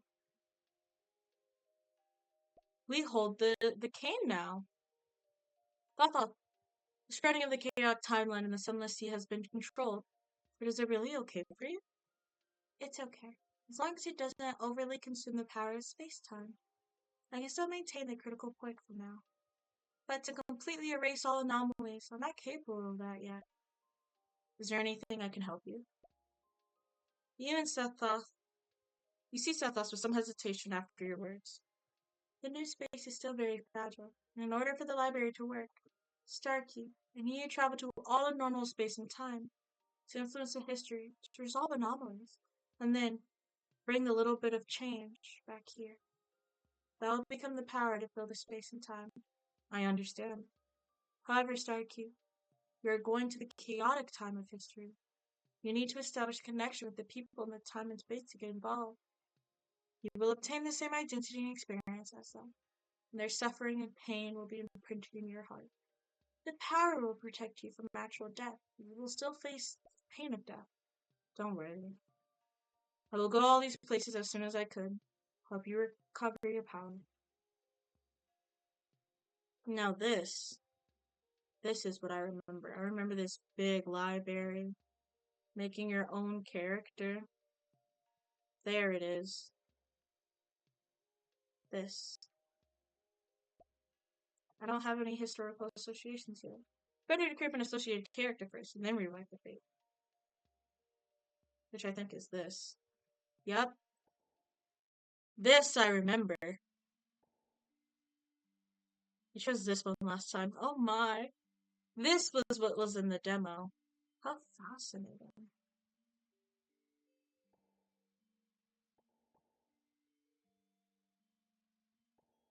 I think this is where I will end this stream. That is quite lovely. Um, it's saved, yes? Um, 6. Partner is an arcade? Oh. Oh, Amy. This one, I don't know if you guys know about Mazam, but Jekyll and Hyde, their game, that one looks like Jekyll. No, that's Mr. Hyde. Right experience. Whoa. Shy and earnest with a keen observation. She enjoys reading all kinds of books. From practical guides to occultism, she reads everything, yet her favorite genre is horror and mystery novels. Oh, interesting. Quite lovely. Yeah. You feel a sliver of strength being drained from your body. Images from the past start to emerge in your mind. The sense of familiarity makes you feel as though you have returned to your travels through time and space, while the screen of the machine in front of you feels restored. What on earth is this machine? It's an arcade machine! As you approach, the screen displays a black vortex made up of countless grains of black sand. As you get closer, the grains of black sand seem to come to life, shaping themselves into various people. These are the people you've seen before. Oh. Hello, Tawil. Yeah, that one. I never thought you would be able to activate this machine. Gaze shifts to Sothis, who is sitting in front of the desk. Sothis merely lifts his head lightly, offering a smile, just back into the sea of books. What is Tawil thinking? Ah, your foolish expression tells me you don't understand this purpose yet. I indeed do not understand its purpose. You have released all the imprisonment of consciousness. Why then is its temporal stand still preserved? I am under no obligation to answer your question. You might want to think about it yourself. If Tawil has managed to project identical individualities, why would they bother to restart time and space? Isn't it to deal with the arrival of the end? You're unable to reach a consensus to change the outcome of the future. So Sethus could only deal with the end of the future by restarting time and space. You thought it was so naive it makes me laugh. Perhaps you've been too deeply influenced by mortal thinking. Let's put this away, even at Tawil's weakness. Tawil has the power to project new timelines. They just doesn't approve of this method. Individual created through the duplication of other retained information of previous individual. Individual without community in themselves. I don't need a goddamn true self. I just need enough data to help me regain my strength. Since you've activated this part of the temporal stand, I will gift it to you. Afterwards, cast a displeasing glance towards, saying, To Will, you should understand, cannot always control everything. I wasn't expecting her to be here. And they said that Sathathoth, hi Tori, said that this was a dude? A scene that doesn't fit in a place appeared on the right side of the library. A huge iron box with twinkling and changing lights, and a strange scene that is consistently changing as a glass plate connected to the iron frame. Arthur accompanies this area unceremoniously with the strange handle with buttons in both hands and a strangeness of objects lying around. She's a gamer! What is wrong with them? You rarely see Sothos with a look of resignation as they put their hand between their eyebrows. After I really After I really woke up, our alienated self fell asleep. Alfregamon never wanted to merge with me. After weighing the pros and cons, I let them stay here. We're here to reach an agreement. We no longer interfere with space and time. I cannot interfere with their freedom either. But isn't that really going to cause more trouble? As the end of time, Alfregamon is the key to erasing the chaotic timeline. They have seen so much destruction, they have been tainted with a bad character. We were originally one in the beginning. Because of the differences in our power, our views become different. But they will surely preserve the new world that we have created. Okay. I don't know if it's because it's in Chinese originally and was translated. They said that was a dude. I like this game too. I played the demo. Sadly, you're like near the end of my stream. But I played the demo and this was the area that the demo was in. So you'll come all the way down here, not down here. You'll come over here, come to this thing, make yourself a silly little character.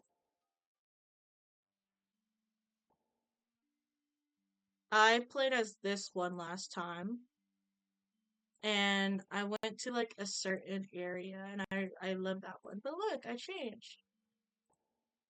It's important. But yeah, we'll do that. Write a little something something, and then we'll go down the middle, and we'll pick a new world to help. Oh, this is exceedingly new.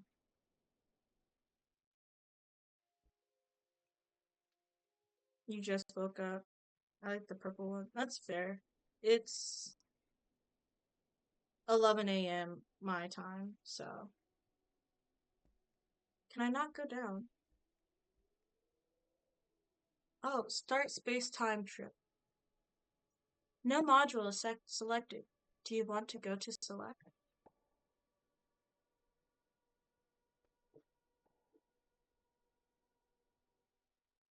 And yeah, that's gonna force me to make a character, which is needed. But yeah, I think I shall do all this funky bunky stuff next stream. Because I've been streaming for like 4 or 5 hours. But I need to eat. I'm not gonna play League of Legends. I'm not playing that dog shit game. No. You can't force me. But yes, that will be it for today. Such a lovely, lovely game. I love it so much. That was like such a fascinating entry because this is what I consider the actual game now. That's such a fascinating little prologue. Return to title. Apparently that's a dude, guys. But I'm guessing it's just because the way it's translated. But oh, moving the mouse moves the library. That's fun.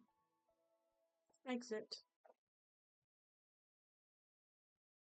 Quite lovely. Fun, fun game. Well, I think that's enough gaming for now. I've been streaming for a while. Hi Tori. How are you, Tori? Buenos dias. She is very pretty, yes. Um the game is originally in Chinese and then got translated by the dev team.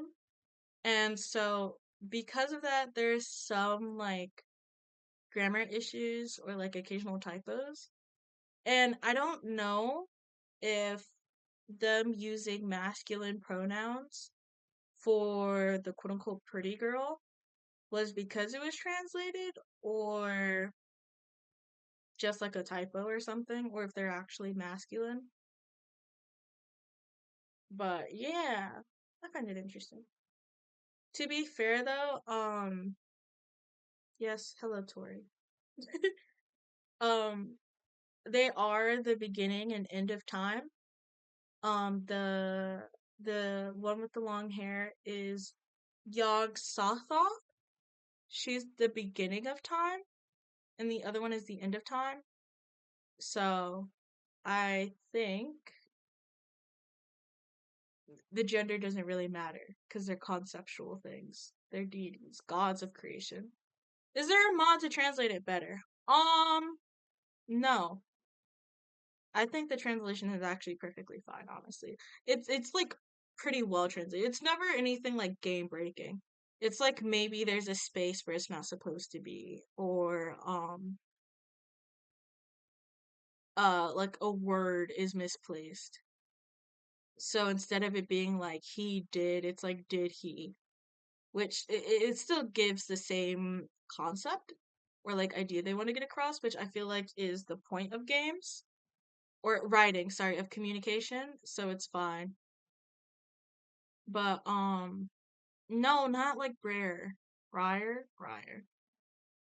It's two separate people that were once one because of the creation and end of time.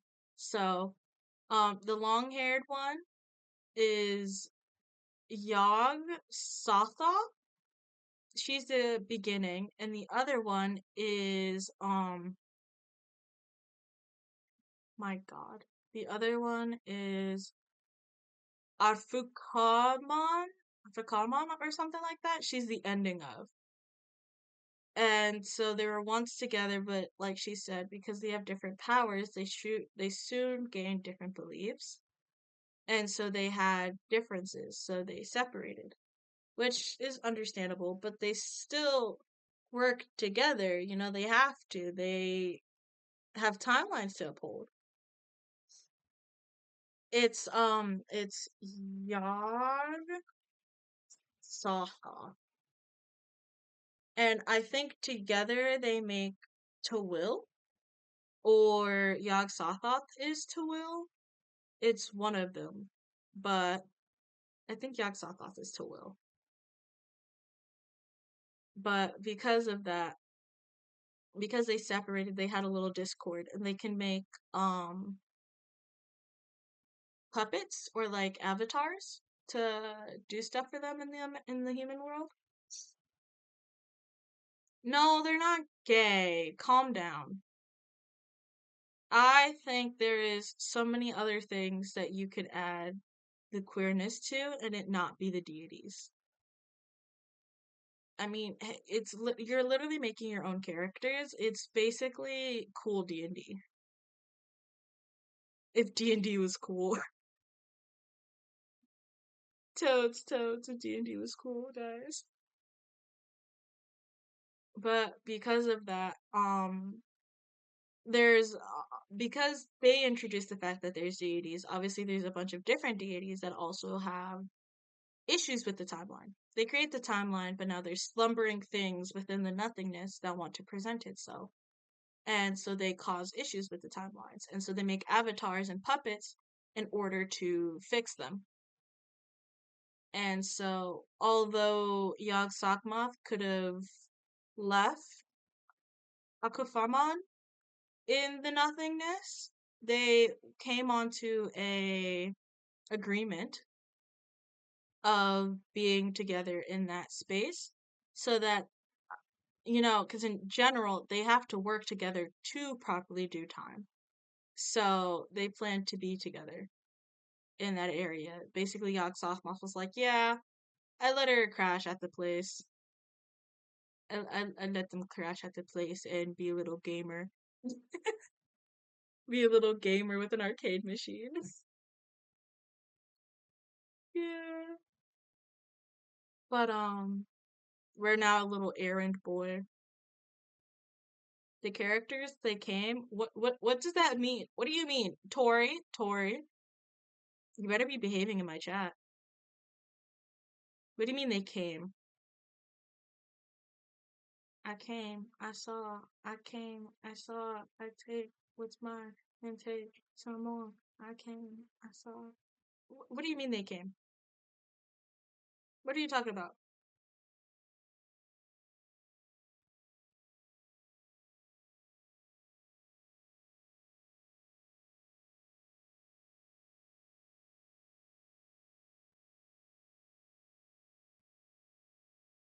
Errand boy?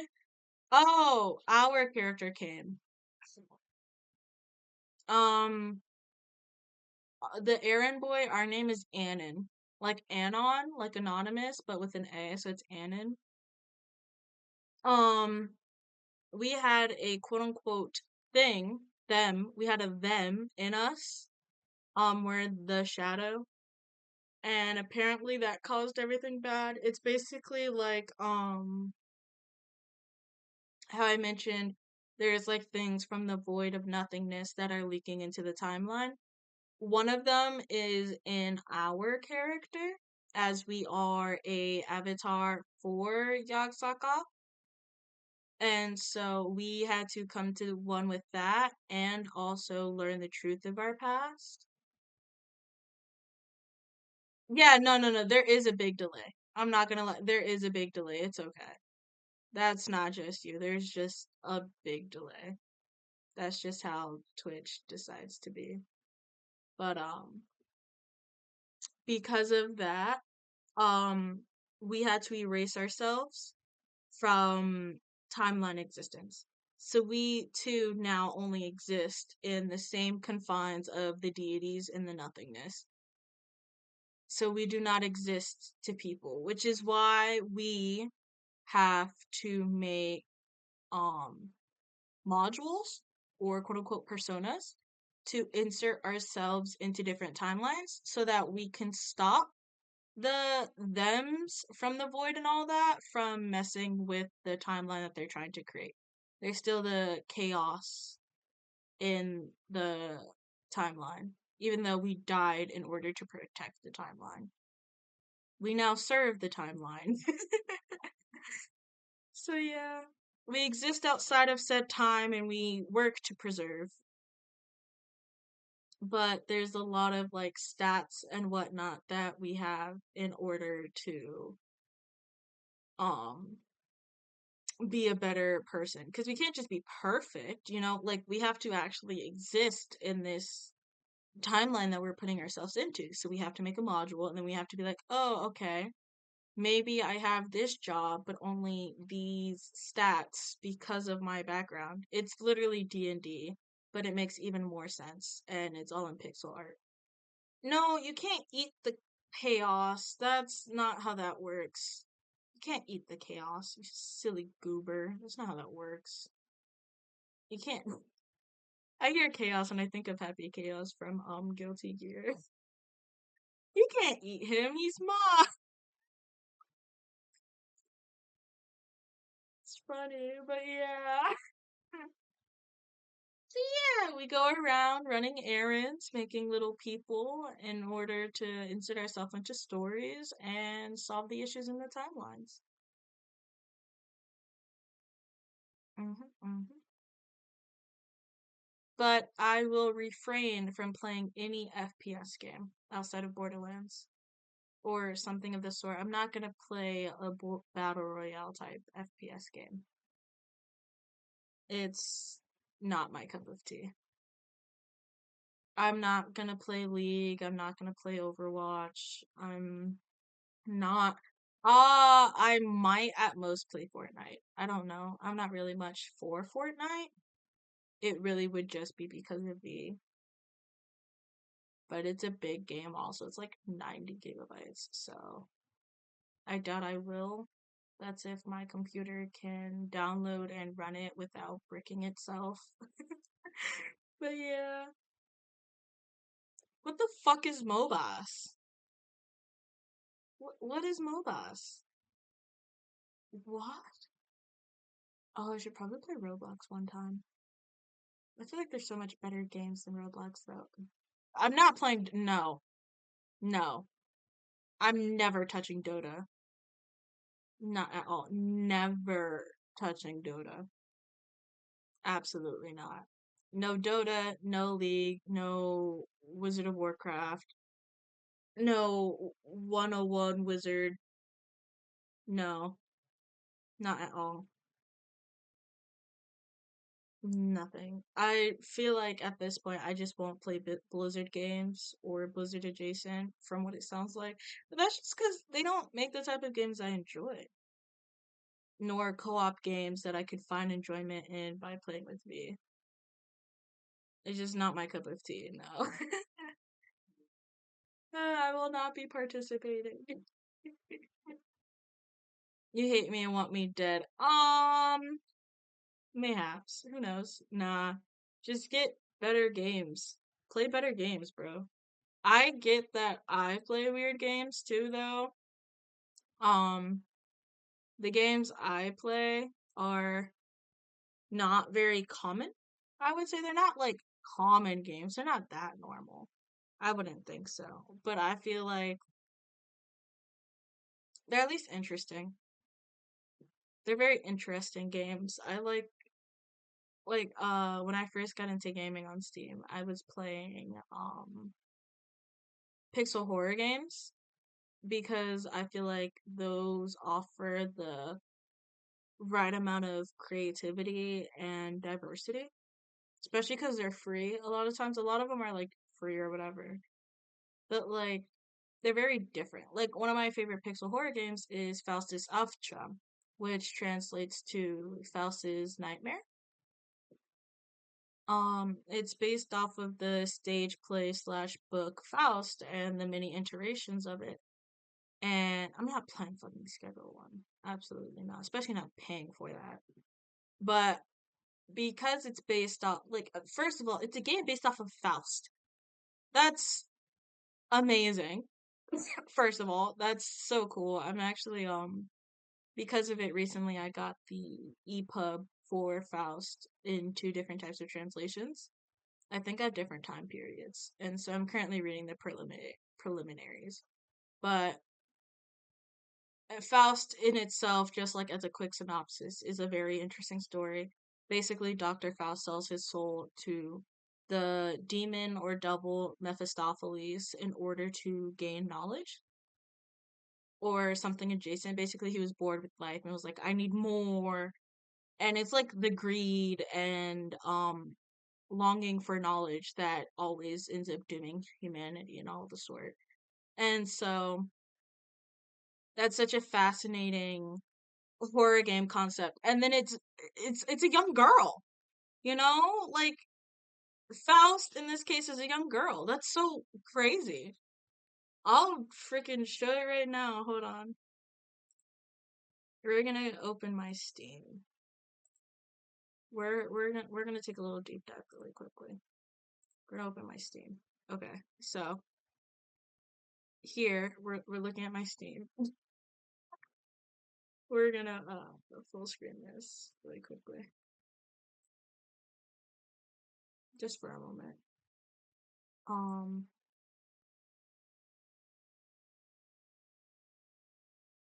but for me, me. So we're looking at my Steam. I'm just gonna move myself just up a little bit. But for Faustus Alfstrom, going into my not co-op favorites, it's right here. It the girl is Faust.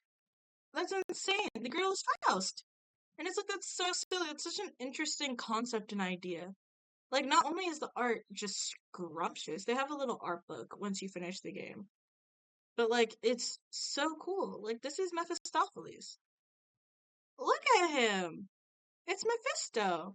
You never seen a demon this swagged out. Like that's so cool.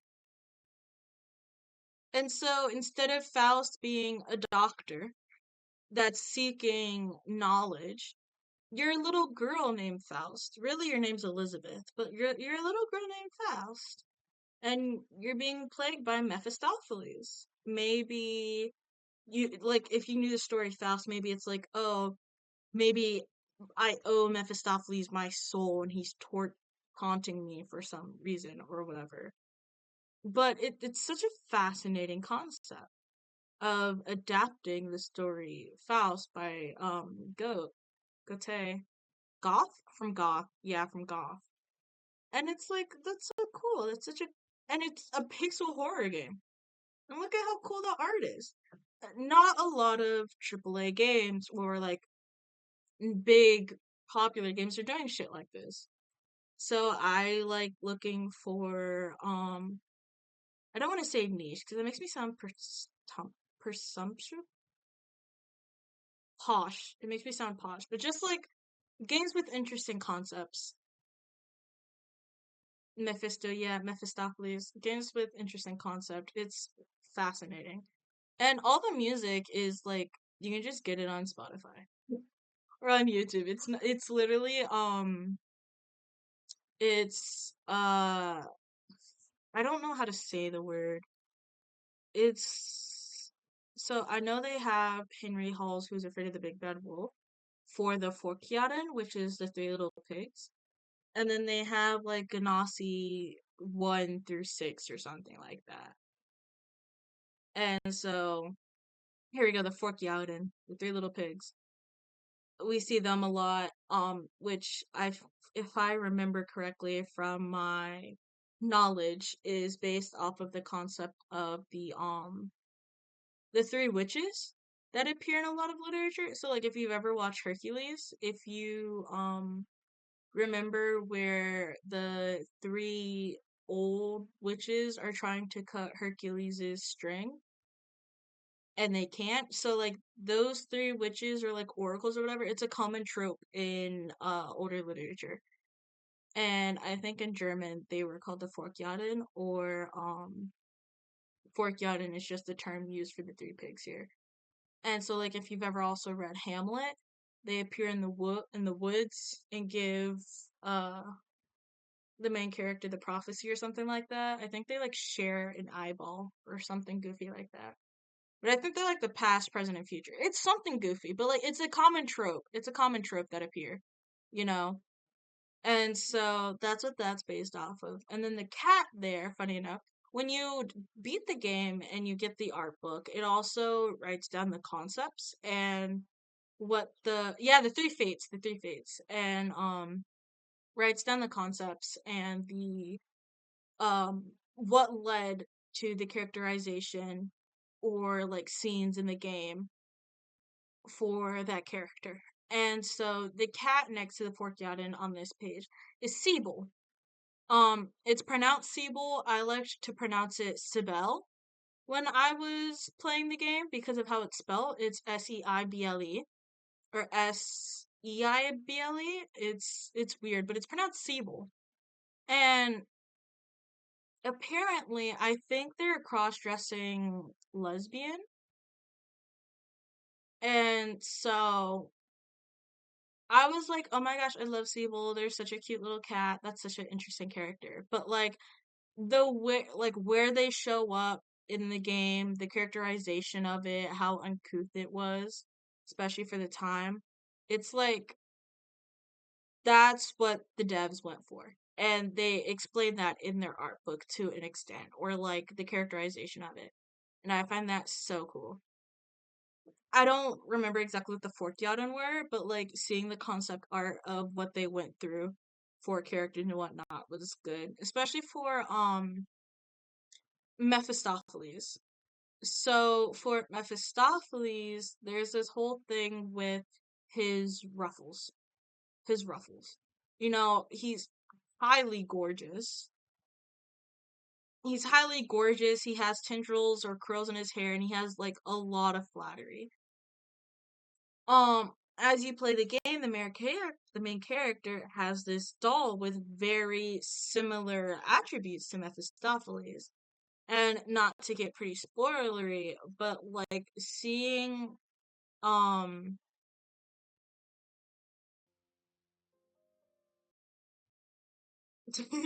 seeing them like explain or go through the concepts that they had, I might actually buy the art book one day. The $11 art book. I want it. It's so cool. But like seeing them break down Mephistopheles right here. Here we go. Like seeing them be like, oh, this is his entire design. This is his sprite, the doll, and this is the breakdown of what he could have been, why we chose certain things, and then like the characterization of it and why we chose that. Yeah, the Forkyaden. Here we go. Look at what they could have been. This is so interesting. Like that's so cute. What do you mean the Forkyaden weren't always three pigs? That's adorable. Like look at them. They could have been little cats or little bags, like pigs still but bags, and then they chose but the three little pigs as boys. And I'm just like, that's such a fascinating idea. The four seeds, also known as the Grain, are the three sister witches who share the same eye and tooth in the Greek mythology. Their the names of Dana, Enyo, and Pomeretto, respectively meaning malice, violence, and terror. They appear in the Magic Field second act of Goetz Faust. From mythology to game, whether they appear there, it's almost always a situation in which their eyes are stolen. Forgotten pixels. Yep.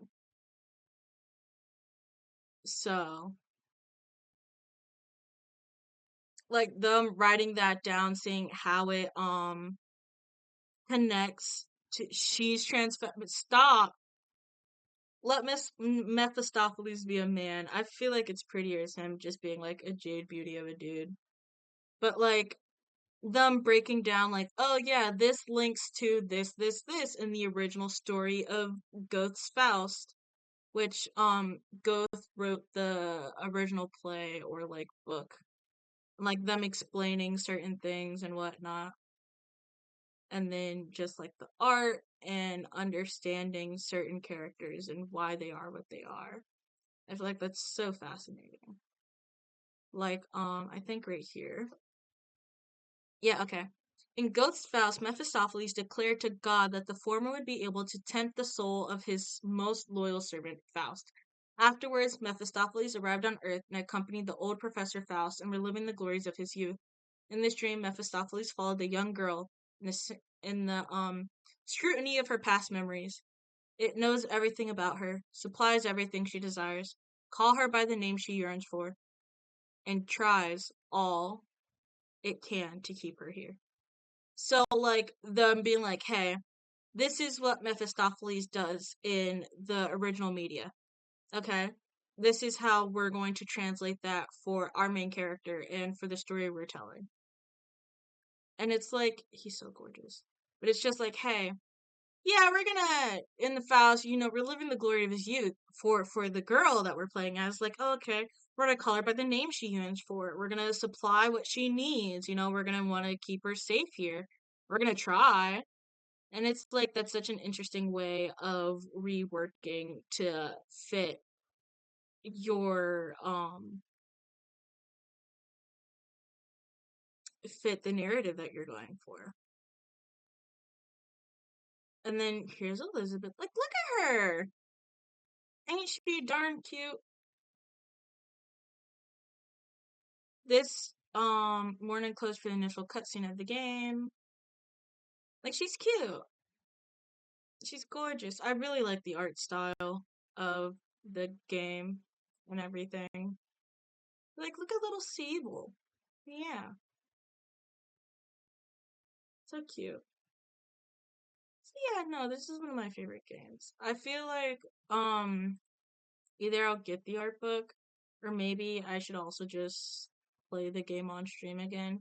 The game's really hard.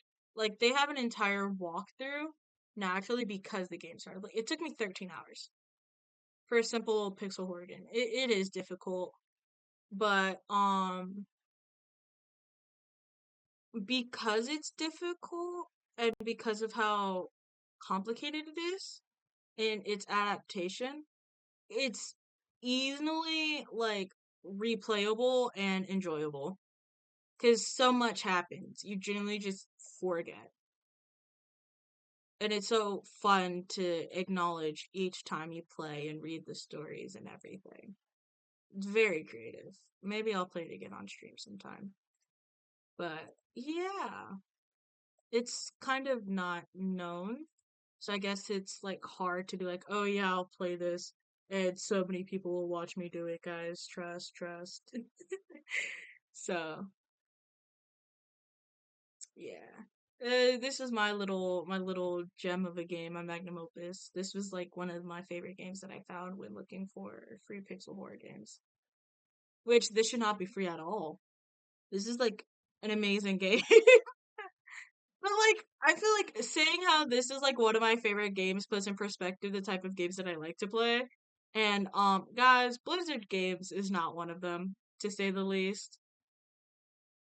Blizzard games is kind of not one of the type of games I would partake in based off of my catalog of interest for games. Which I have a wish list of free games that I still haven't played, but they're like pixel horror games or like short little demos that I need to like get into. But it's like because I'm not very organized. If they're in my library, I'll forget to play them, so I keep them in my wish list. And then I just never touch them. The peak organization skills, guys. Peak, peak, peak. Totes. Promise, promise.